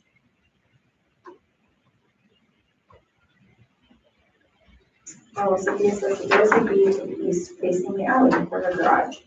Oh, okay. There's that one. Okay. There you go. Are you ready? Sorry, Sophia. I missed that. Hi. We talked about Thanks for Church Street. watching. Okay, update on community center. So I don't have any new information from our last exciting meeting when our project costs came under what we have. Yay! We are under budget. That is great news. That means we do have $100,000 in contingency, right? For any unexpected things.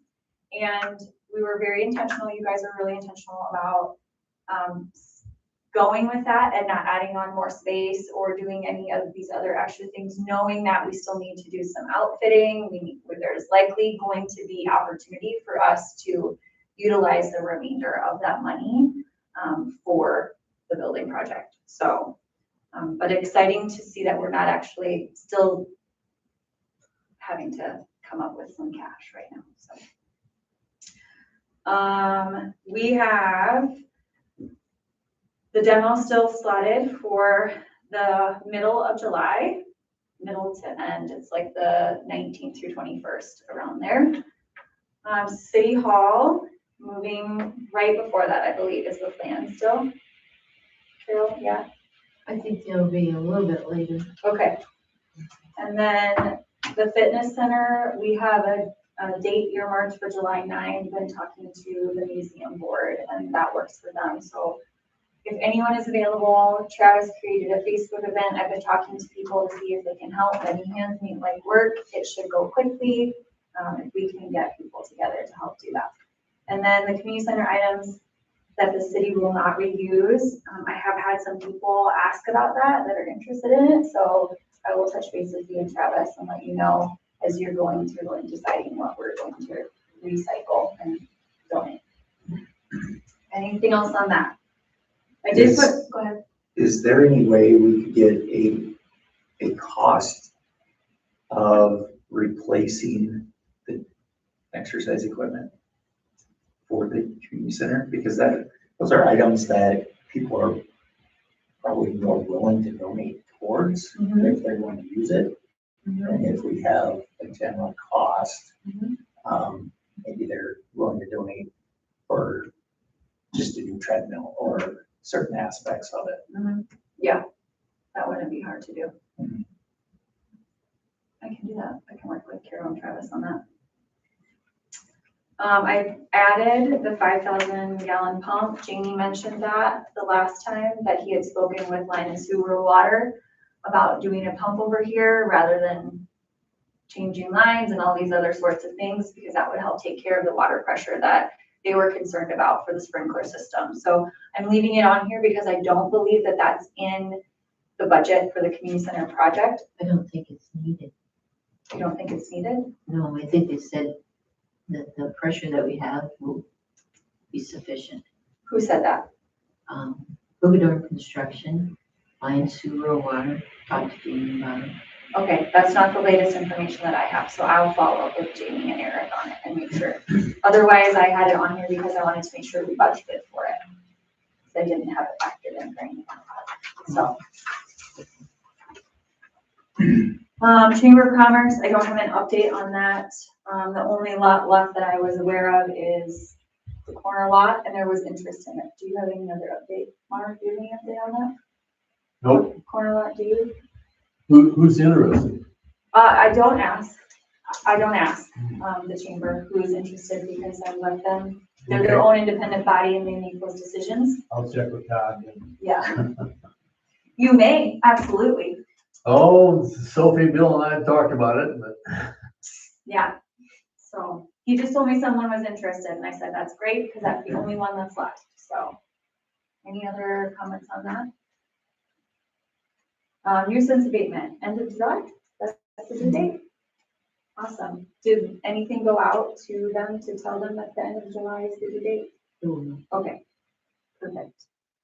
Any questions on that? So you guys are all aware, when you get asked from folks in the community, end of July, due date for cleanup of those properties. We don't talk about what the properties are though. Okay? North End subdivision. I don't have an update on 2 and 3. I signed the closing agreements. So that is a done deal from the city's perspective. South side. So we're working on annexation with Dorsey Whitney, correct? And the urban renewal area amendment. So our project plan for the debt certification is something that we go back to Dorsey and Whitney with. They help us draft that. It needs to be, as you heard from Chip today, if we want to be able to utilize without that $5.40 being taken away, it needs to be done by the 31st of this year.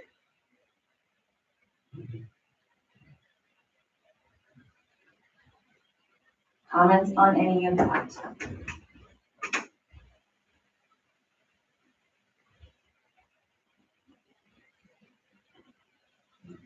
None?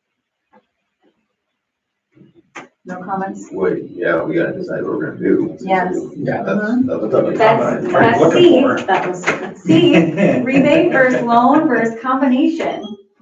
So we have options from Chip.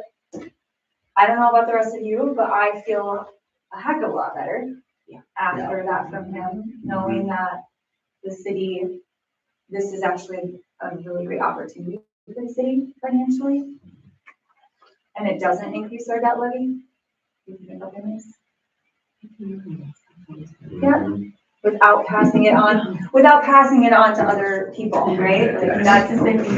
I want us to not have to slough anything off onto the other folks. So if we can do that without impacting them, that is really important. Yeah.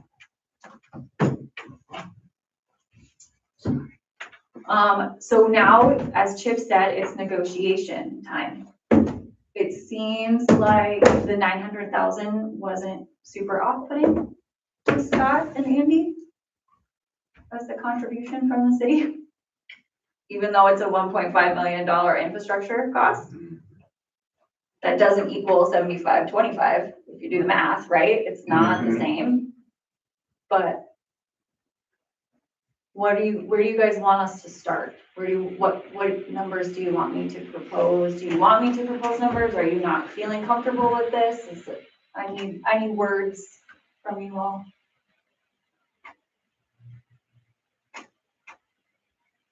please, I like how this is shown, and I'm just kind of reiterating what he told us, but I like how this is conservative. And if Scott has more interest in the other 6, I mean, obviously it's gonna get there. So can we start with the 900? We can offer whatever we want. Let's say we're off a million. For the infrastructure. I'm just wondering, it's Scott talking, there's nothing against him at all. I'm just wondering if this 1.5 is low, being we were told 2.8 first. You're talking another year down the road again, and all the costs are gonna go up. So the only thing I don't like is we talked about it before, and I don't know if they're online, if you talk to Caswell's, they talk about now, what I understood is going straight across the Maple and going in. But before we talked about going up the Tabor and then going across. So That's my latest plan right here. See, that's where my comment was, where they bring in. That's where our project cost increase. Yes, so my whole thing is if they're going straight across and then going up, or if we wanna go up to tie into them and across, I don't get where they're saving, how they're saving, but he said they are somehow. And I'm just wondering yet before they go too far, if that is something they wanna do, those two, or has anybody talked to them, or that's just something that we come up with that we think is good for them, that they don't care. If DRG has a different plan than what we've been shown last, I mean, we need to see it. Cause this was our last one. Yeah. That was going up and then over. Yeah, I looked through my emails. I don't have anything from, and I send you guys whatever I get. I don't have anything with different pictures. That where they got the green lines drawing shows what he was talking about. It doesn't put anything towards, it's not going farther on that part, on that. So it is the same as what it was. Oh, so that's the most recent picture. Okay. It doesn't go farther. It doesn't go down to Caswell's. Yeah. No, and that should be nothing on there. No, understand. So we are talking still the same. Okay. That's my understanding. I just had that, that's my understanding of what he was talking about. Good tying in, I think, forward. Because there was a plan to go down, because that's when the entrance to all this was across from Faber. Right. And Mhm. that's That was the that's initial drawings that they were coming up with, ideas from Yeah. No, Gary. But the very first one was like that. And then they changed it, it was a different layout. The last email that we've gotten from Gary was the one about the road. And that had a picture in it. It was from the 9th. And this is the picture, and it looks exactly like that drawing with this down here. Right, and the tie-in. Because another thing we gotta look into too, is when he said about the DOT, that's $98,000, there's your 100,000 if we do have to put turning lane in. I'd rather have something there for that as well, and just for inflation. But This thing has a date of March 26 on it. Yeah, and here's the email mark this is the markups from the June email with the DOT. So does that look the same to you? Because it looks the same to me. It has That's this. yes. So I don't think that the picture has changed, is what I'm saying. Okay.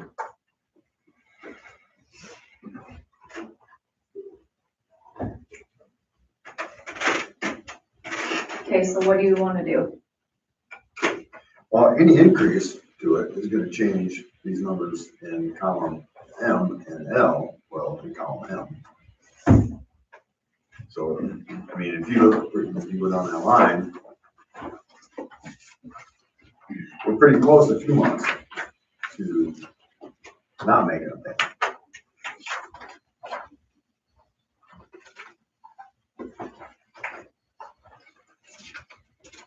Well, column N gives our surplus for the last couple of years is $18 for 1 year, $825 for the next.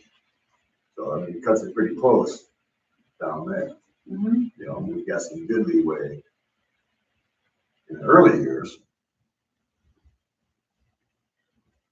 Mhm. but like I said, any increase over the 900,000 changes those two columns.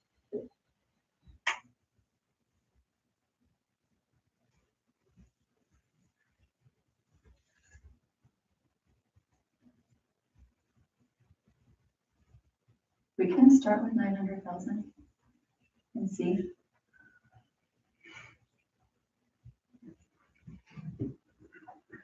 The other thing just to remember is that Chip said this is the conservative, Right.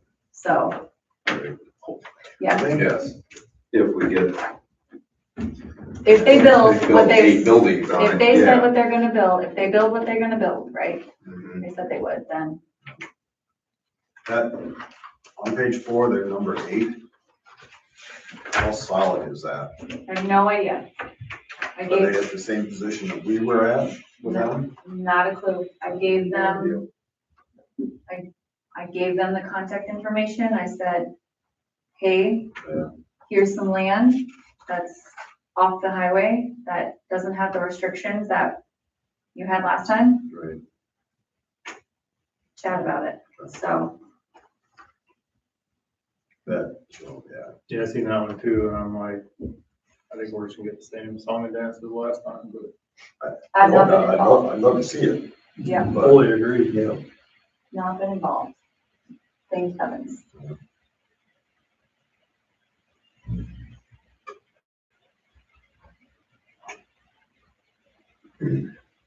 I hear that you want to support, it sounds like from the majority of you. So what do you want me to propose? And I can, the pros as this is. okay, the 900,000 with that percent rebate to them. That'd be my thought. I mean, this looks like a safe option, a safe conservative option that keeps us in the black. if you will.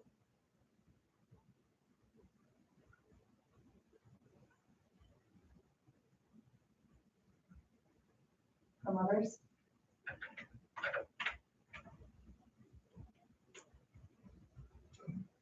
Didn't sound like they were against it. Yeah, no, I mean, And that's I why agree, we're yeah, here too. yeah. You know, and I know Joel wasn't here for it, but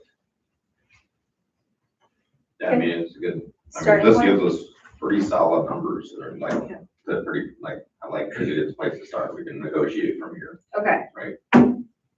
Okay, so I will see if I can have a conversation with those, and I'll probably pull somebody in to have a conversation with me, so if there's more than one set of ears there to hear and take notes and ask questions, and then we'll go from there. That's okay? Perfect. Some movement, that's super exciting. Electric scooter ordinance. so till we go back to the Yeah. urban renewal plan. Yeah. We gotta put that in motion too, or we gotta wait for them to see if this is an agreement and move forward with that. So the annexation comes first. The urban renewal area amendment happens at the same time. We need to get our debt certification information sorted out with Dorsey and Whitney. Making this proposition to them it's a proposition. So if they come back and they say that sounds good, then it'll be way more formal. I see you said there's gonna be hearings, there's gonna be all sorts of things falling out of that. If they say no, then you get to come back and say, everybody no. So I just wonder if there's something we gotta do in this part to get that rolling, so we don't miss the ball on the December 31st. No, No. they're well aware of what we're doing and what we're waiting for. So what will eventually happen is Chip will visit with our bonding attorney. Okay. Sort out details between the two of them and go from there. Okay. They really had hoped to do both. You know, we're working on the First Amendment, do both at one time, so we didn't have the additional fee, but they didn't want to wait on this for that. Yeah, because we didn't know how long this would all shake out, so. It'll move. We've got momentum now and information, so. Anything else on that? Okay, scooter ordinance. It's a hot topic, you guys. I don't know if you've seen, but it's like on every city's radar right now, the scooters, electric e-bikes, anything that's not a motorized vehicle of some sort. It's a thing. Everyone's doing their own thing also. Like, there is no uniformity to this. Cities are making up their own rules. So, I have given you what Rock Rapids is doing. We are not huge fans of it from the last meeting when we discussed, because they want them on sidewalks and we don't want them on sidewalks. So do we want to draft an ordinance? If so, we can base it off of another city's, that's fine. But I mean, they are everywhere. They go fast.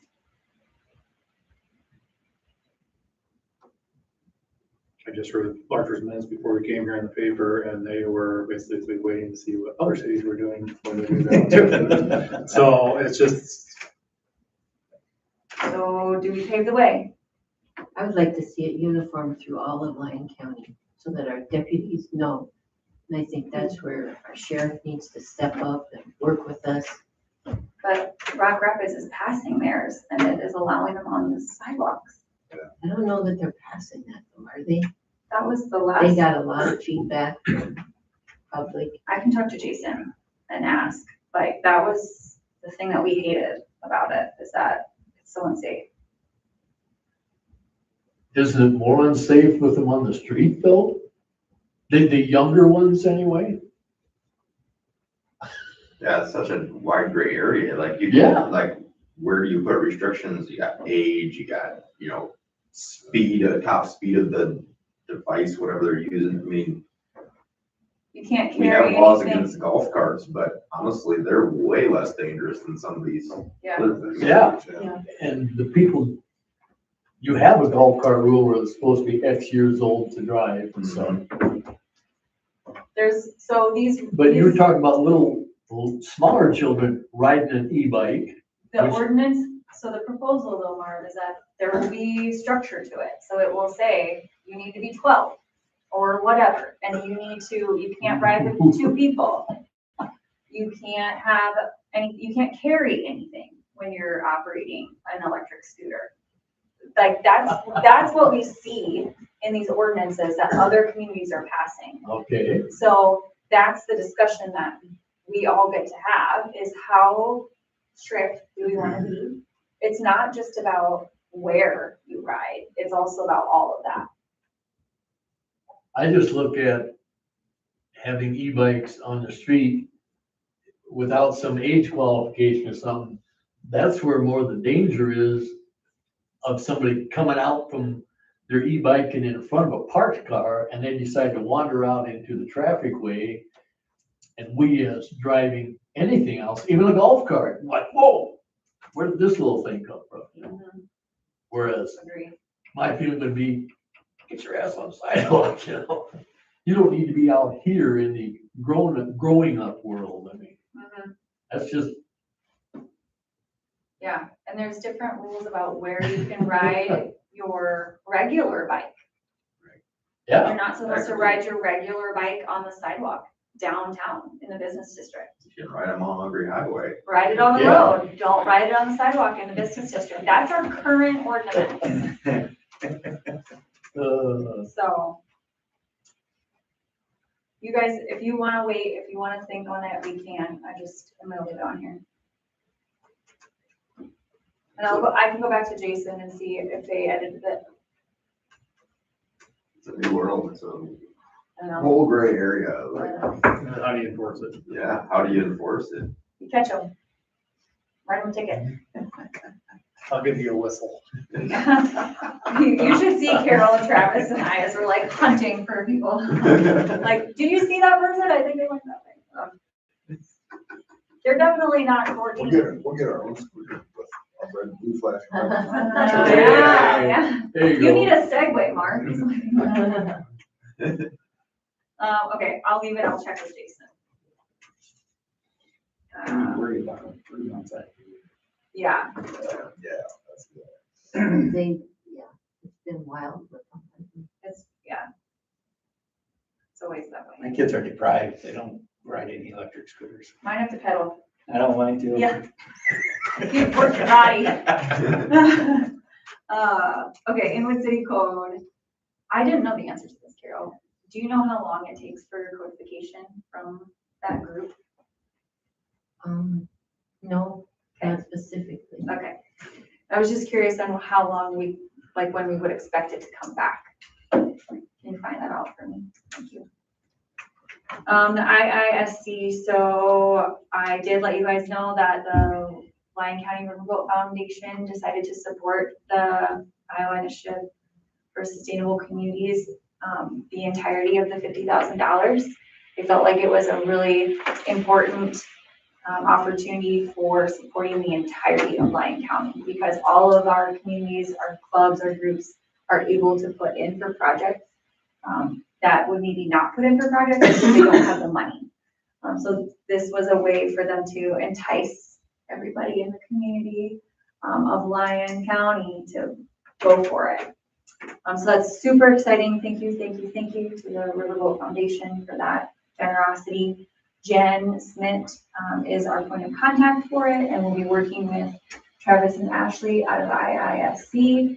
They have selected preliminarily 4 to 6 of the fall projects with the faculty.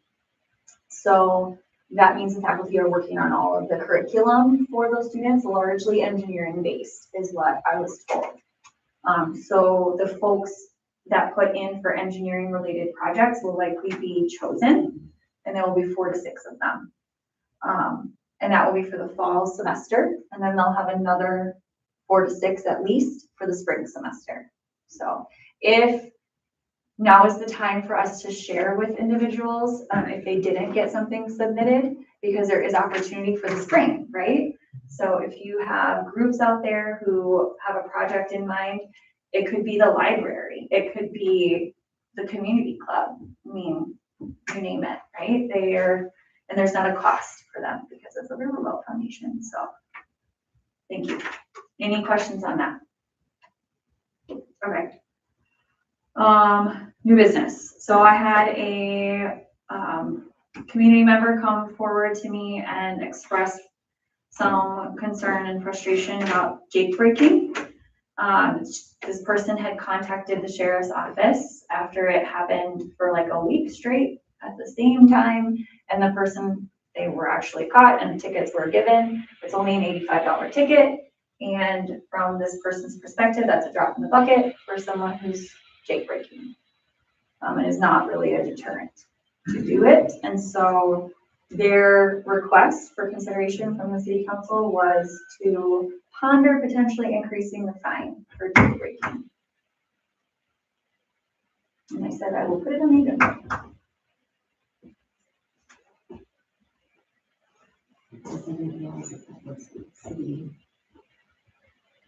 It's already Mm-hmm. part of the ordinance. The thing is, in all these years that we have it, we've only had 2. It's enforcement. Right, get somebody. You know, they can sit out there all day long and write tickets. I mean, you hear it. If I can hear it here, Yeah. I can't imagine what the people on the highway can hear. You hear it all the time. Mm-hmm. Increased fines isn't help. You know, a discussion with the sheriff's department money. Well, I mean, the increased fine would help deter the driver, but we gotta get enforcement out there. You Yeah. just sit there, you know, we see it primarily in the mornings. We got 3 to 5 mornings a week that. So that's the situation that the person said, Yeah. that it was every day, or between the 5 and 6 a.m. hour. Yep. That it was happening. So squeaky wheel, right? No. Hey, they finally come, catch the person, write the ticket. Yeah. This was within the last month, because she asked me to have it on the agenda for it. So that's why. That's up to you guys. Did it continue for that person? Did the guy keep jake breaking after? So I don't know if they did or not, but the request from her was to consider increasing it because she didn't feel that $85 was enough to deter anybody. Did you see that sign coming into multiple towns? Yeah. Yeah. And it'll be because it's a downhill leading into the town. And they want you to get slowed down to X miles per hour. If you're gonna slow 80,000 pounds and more down, you're gonna jake break it. The problem is the guys that love to have the 6, 7, and 8-inch pipes on and no other muffler system under their truck, because they like the sound. A truck that's got an original system on it, you hardly hear the jake breaking in the cab. But them guys, they think that's cool. Normal. We don't have hills. We got one coming in on the north. Well, they still don't need to jig. And we got one coming down to Kutztown. I was coming from the west on my way here tonight. I was coming from the west and some guy was on it. Oh, yeah. Right in front of me. I've heard them use it in the dead center of town on Oak Street there, just right past my house. How are you still going fast enough to use that? Most of them just think it's neat that they can do it. Yeah, I know. Pretty nice echo right there. Yeah. Amongst the trees right there. Normal fines for violations typically range from $50 to $250. Maybe we can raise it. It's not that hard for us to do, right? we did our part about it, but yeah, the actual enforcement of it is. City of Algona and Clinton do 50. The big towns, Algona's like 5,500. That's a big deal. Mm-hmm. Yeah, I would be interested to hear if they kept on doing that after they got ticketed. Mm-hmm. No signage up. Mm-hmm.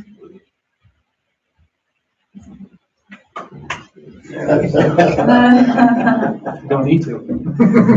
So, You see them when you're in a truck. Trust me. what does everyone else think about increasing fines? Yeah, no, Sure. number? 125. I don't know. Okay, Sounds good to me. that'll be a change to the ordinance, so we'll have to draw it up and vote on it and all of the things. There'll be required readings, and so it's not instantaneous, just so everyone's aware. When we see what the. Is it I don't know. 85? No, it's more. Is it more than that now? Medium, I don't Oh, know. wow. What? Seatbelt ticket. Laurel's gonna do it. Anything else on Jake Break? We're gonna move on to the next thing. All right, landscape repairs. So had another instance of some landscaping concerns come forward that were not repaired to the liking or adequately for the property owner. So it was something that was done on the city's responsibility, messed up somebody's landscaping, something happened, right? It happens, right?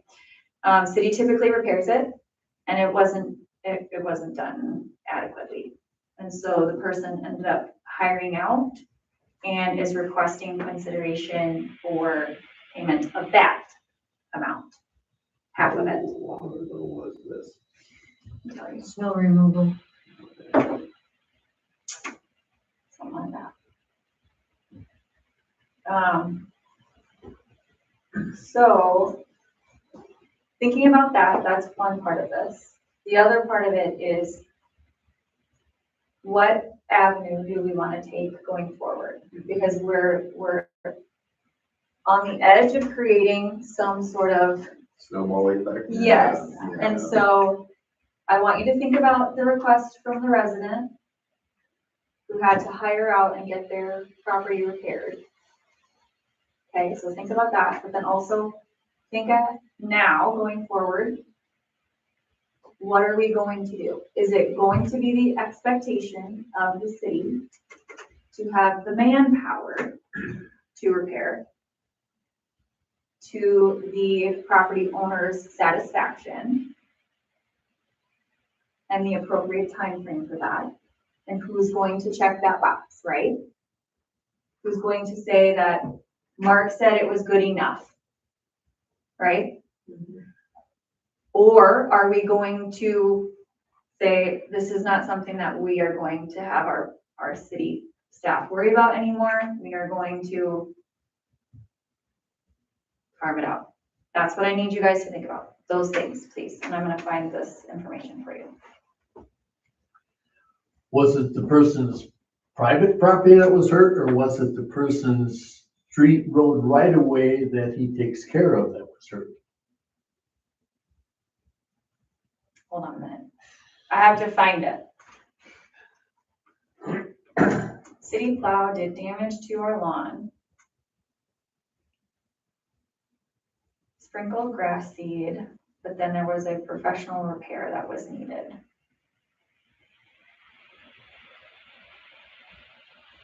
And I asked the city to pay for half. It's about $500. Oh no, 500 was the total for the repair. 500 was the total for the repair. So can I ask the city to pay for half, which would be? Did they put sod down? Is it what did they do? Similar to Clint Barron's got where they had to grade it again and plant grass seed. And it is private property. Here wasn't the street right away.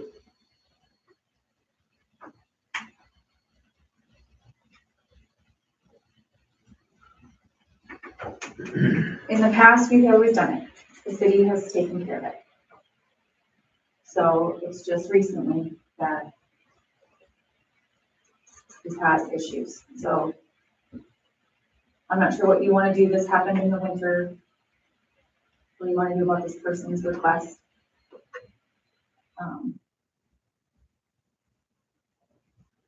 One of your response was, we generally have our own staff take care of it to the satisfaction of the owner.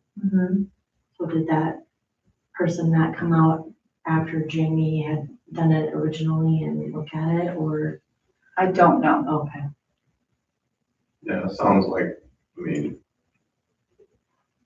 yeah, well, it's the city's responsibility to take care of that and fix it, but also before having someone professional come take care of it and pay the bill, and then ask for money, why not do, like the city, is like, hey, can we do a little bit better here? You know, before just pull the trigger and then ask it. And I'm guessing that the person would not be asking the city if this recent situation with Clint did not happen. Right. Well, that's what I'm saying. Because the city doesn't do anything financially to pay for professional services when this happens. So I think.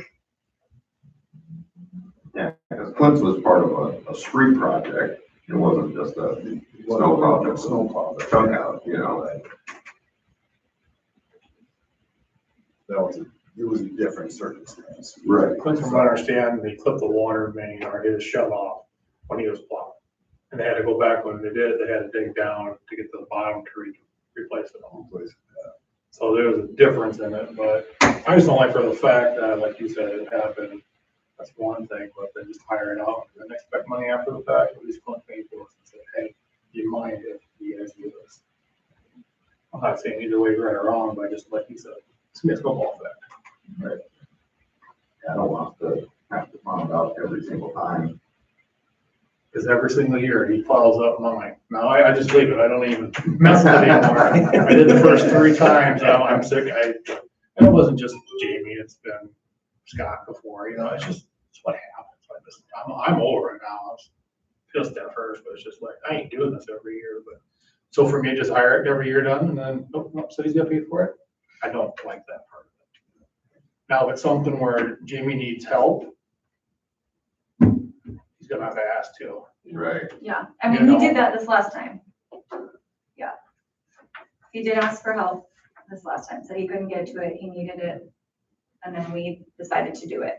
I just want you guys to think it through on how you want to handle it going forward. Is the expectation still that it is handled within city staff? Yes, I think so. Okay. Yeah. And then maybe we add a step in there that city staff check with the property owner after things are taken care of. Not just assume that it's good to go. So, right?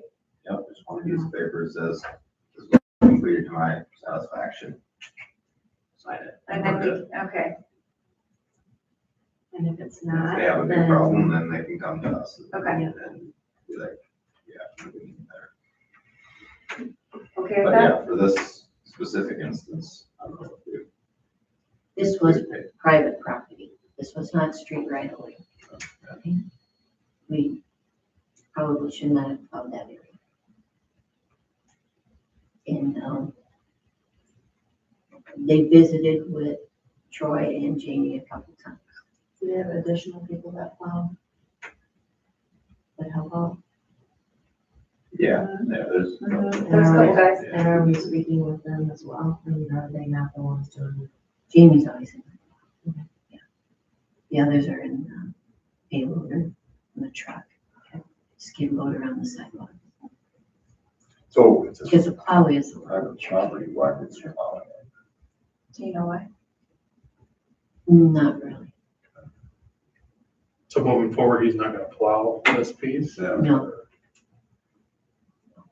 It'll be someone else's responsibility who manages that property.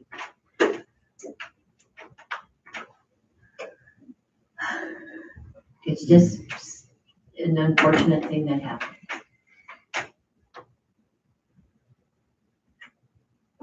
So then that's a different situation then too. Yeah.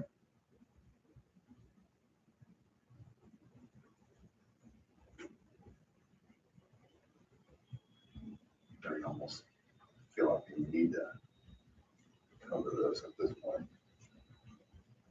But She's not asking for all of it, no, she's asking for half of it.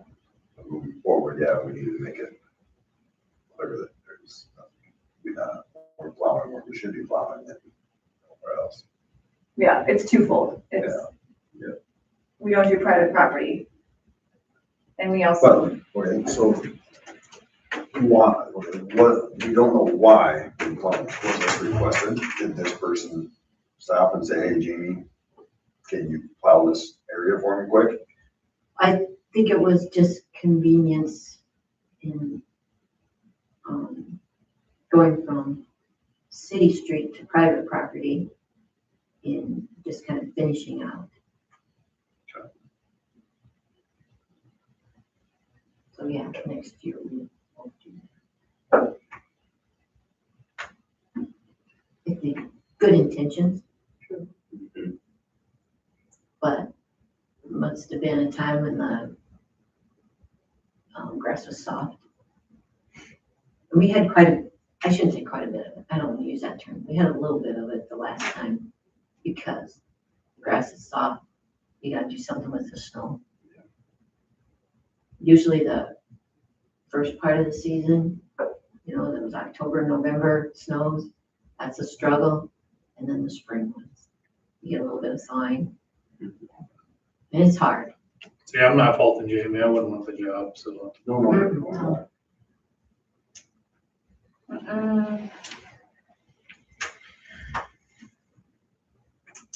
Yeah, I guess we can pay for it this time. half of it, I'd be- that was her Yeah, request. just what she requested. Yeah, pay for Because half. it was. Error on our part. Okay, all right, and then I'll follow up with Jamie on double checking with property owners on repairs with them. And we'll just make that a more formal process. Okay, so hopefully we don't have this in the future, right, okay. Report from the June town hall, that would just happened, I will read you what people said. At the pool. I never use that clock, never. But after I took it to the pool, I bet 10 times a day. Isn't that funny? That's the first thing I noticed when I sat down. I just figured Rebecca just don't want us knowing what time. I it don't was. want you knowing what time at all. You need to just stay here. I don't have any of my notes, Carol, did you? Just the same things. You give them an update on the community center.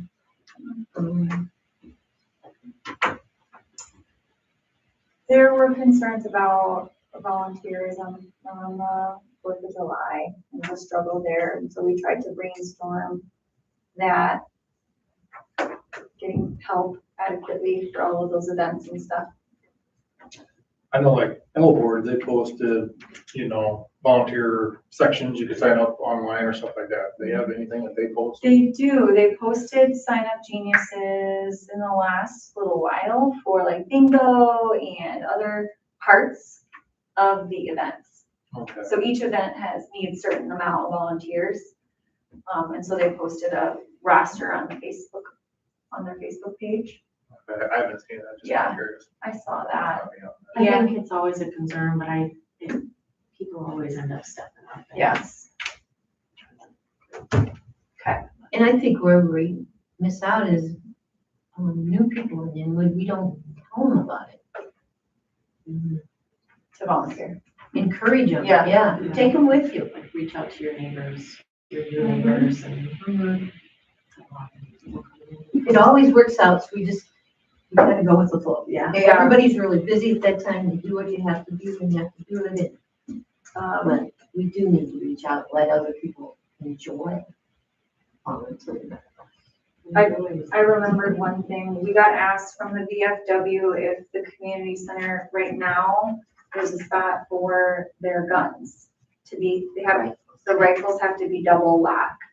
And that's currently done here at the community center. And so they asked if the new community center will have that, because they have them in a safe, but then they have to be secured again. And I didn't know the answer to that. So I don't know if any of you have a feeling about that. I don't know that it's something that, I don't know. What do you think? Well, we like to have our groups, you know, It's community center. It is. It's meant to be used for, yeah. So they have them here currently, or just for the 4th of July, they store them for that day? So year round, Year round, okay. and they get them when they need them, funerals, parades. For the memorial for this. I think, I think that'd be great. yeah, we have to do it. Okay, so I Should take up will, that bigger room, doesn't it? They have them in a safe? I don't know where they are. Closet. Yeah, I don't know where they are now, but I will tell them and then I'll talk to Eric and make sure that they think through that part of the plan. Put them somewhere, Okay, but we should absolutely do that. okay. I think that was it. Is there anything else that you can recall? Okay.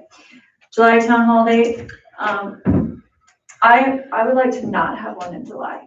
If anyone is, we have a lot. July is extremely full. And we will be tearing down this building and that will be happening in the midst of all of this. So if you guys are all okay with it, I would love to plan one for August after the project has actually started and we have things going. Is everyone okay with that? Okay.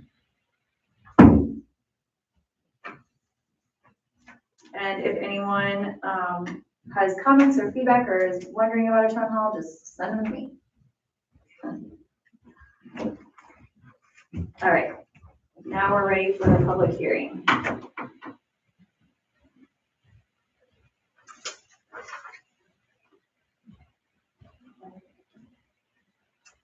So we have a public hearing on the proposed amendment to the Inwood Urban Renewal Area Resolution to declare necessity and establish an urban renewal area pursuant to section 403.4 of the Code of Iowa and approve urban renewal plan amendment for the expanded Inwood Urban Renewal Area.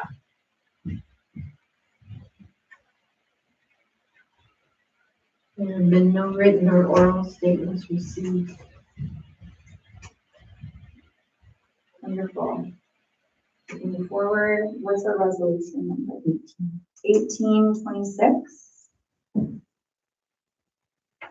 I'll entertain a motion for the declaring a necessity and establish an urban renewal area, please.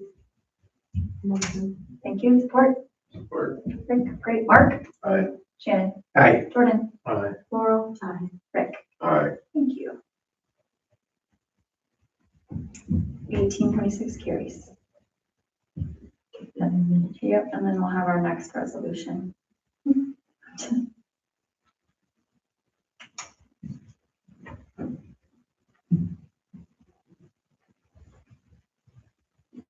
I think that's it for this one.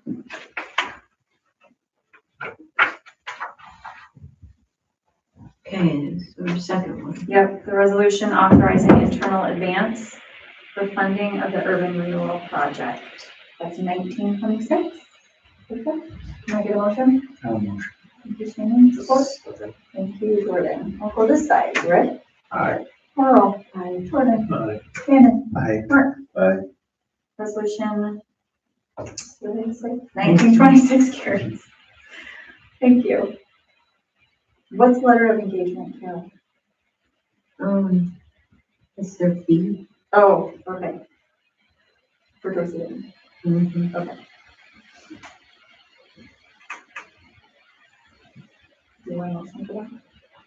Mm-hmm. This one, Okay.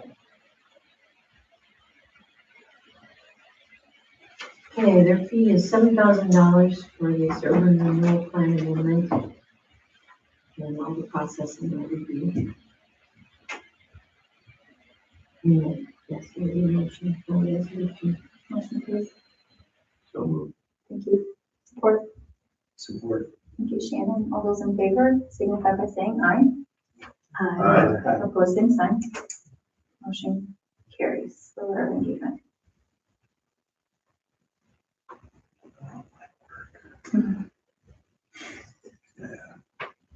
They've been very helpful though. Okay, you ready to go? Okay. Line and sewer water addendum to our water purchase contract. We have, I need a motion to approve the increase from $2.90 per 1,000 gallons to $2.98 per 1,000 gallons. Made a motion. Thank you. All those in favor signify by saying aye. Aye. Opposed, same sign. Motion carries. All right, last call, Mark, Nope. Shannon, Nope. Rick. I'm Rick. Rick? Oh, you're it. I just looked right at it and called you. Man, Kind of like a naughty kid, and you just can't get the right name. I was just seeing if you were paying attention. I was. You were, I was good waiting. job. the haircut, isn't it? It is. That's a name. Also slapping Rick's face. I do have something. Yeah. I just noticed like on parade route, there's like a roll-off dumpster on the street. I don't know if those guys ever reminded. It's actually Jamie's boy. Oh, And okay. maybe it'll be gone by then. I just wanted anybody on the parade route, just remind everybody that parked cars, anything just there, we can get it removed for those few days. Yeah, that is a good question, especially with that area over there. So That's that's, nice. yeah, and that's where it starts. Yep. So, We'll make some calls and we'll put some stuff on Facebook and all that too. They're not even there, the whole parade route. Since Right. it's such a small area. Okay, There's a lot going on. there is a lot. Every other- There is. It's so exciting. I hardly ever want to take that way to my house anymore. Yeah. Trucks. Anything else? Laurel? I got a list. Oh, boy. Okay, I'm ready. So I had someone ask about the tree that's right next to the new shelter at the park. Tree next to new shelter. The, Which one? it's the one that's like right in the center. Oh, Where it's pretty close to the new shelter house or, by the walk that goes. yeah. Okay. Do we want to get that removed before, because it was damaged in the last storm. They were concerned that it may fall on the new shelter. On the new canopy? And then, yeah. That would Yeah, draw my attention then. Yeah, I it's haven't pretty looked at close to it. yeah. Okay. Probably not something that has to happen right now, but. Yeah, but it's already 17th of June. Right, You won't get it out and cleaned up. before the 4th, no, that's what I'm saying, it probably doesn't have to happen right now. Yeah, We can, wait until after that. Okay, but something that we want to consider. okay.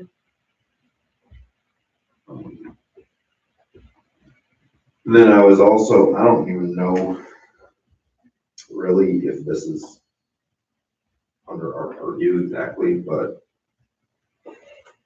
someone on the fire and rescue asked me about how to go about potentially using the concession stand, to serve ice cream out of on the 4th of July. No, we talked about it. They caught Carol and I before the council meeting too. Oh, okay. Yeah. And they were encouraged just to talk to the president and vice president of the community club and see if the folks that use it for selling tickets would consider going elsewhere, since that spot is really beneficial for the ice cream making. Whereas right now it's historically been in the shelter house and there's really not a good place right now for that. Right. So she was gonna do that, follow up with them and go from there. And if I need to help in any way, I can. That's kind of what I thought. It was probably not for the city No. to decide that, but. We don't typically manage the use of the concession stand. Right, yeah.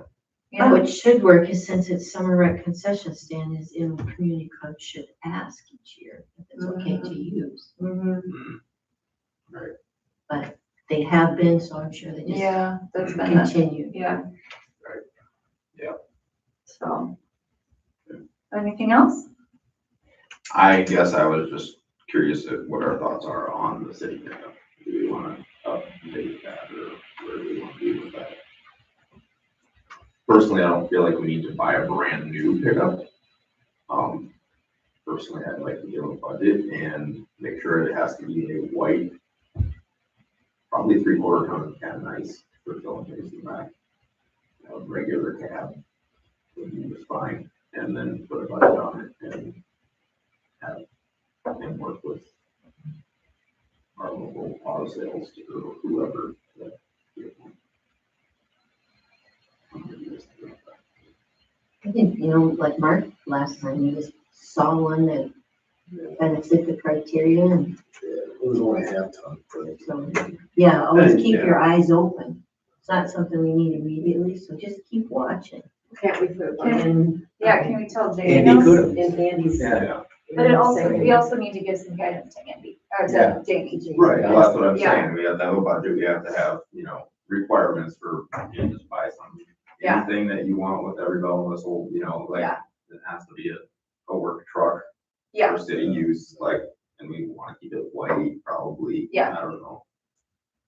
But at least have some kind of a plan for it yeah. in place.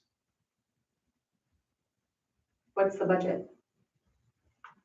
You can probably buy a pretty decent used truck for 20,000 for a regular cab work truck, decently low miles even. Regular cab. Yeah. Do away with that.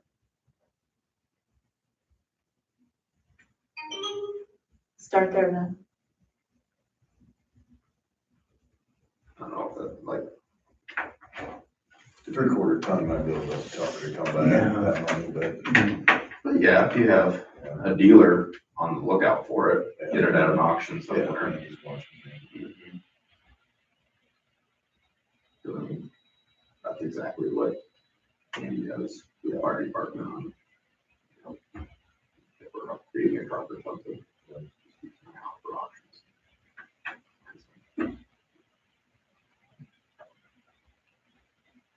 Anyone else? We can talk to Andy and see if that's even feasible too. Yeah. I can talk to him and then come back with and kind of what, some guidance, more guidance on that, what that gets us and what the price would be. Anything else? No? Okay. Next council meeting, Monday, the 13th. It'll be our last in this building. Yeah. So, guys, did you hear me? Yeah. Monday, the 13th, our next council meeting will be our last in this building. So, are we going to meet at the healing room and have our council meetings there? Where Carol is at, where her office is? Is that okay with everybody? They have space, I think. Can double check with Randy, but Good with that. yeah, Right. I will check with him. Yeah, I'll check with him and make sure. They have lots of rooms and spaces when we toured, so. As I say, make sure that night's okay, and if Yeah. not, like that bigger back room. I think it would be fine too, or Okay. however. All right. Anything else? Take a motion to adjourn. So, I have a motion and a support. Everyone in favor, signify by saying aye. Aye. Opposed, same sign. Motion carried.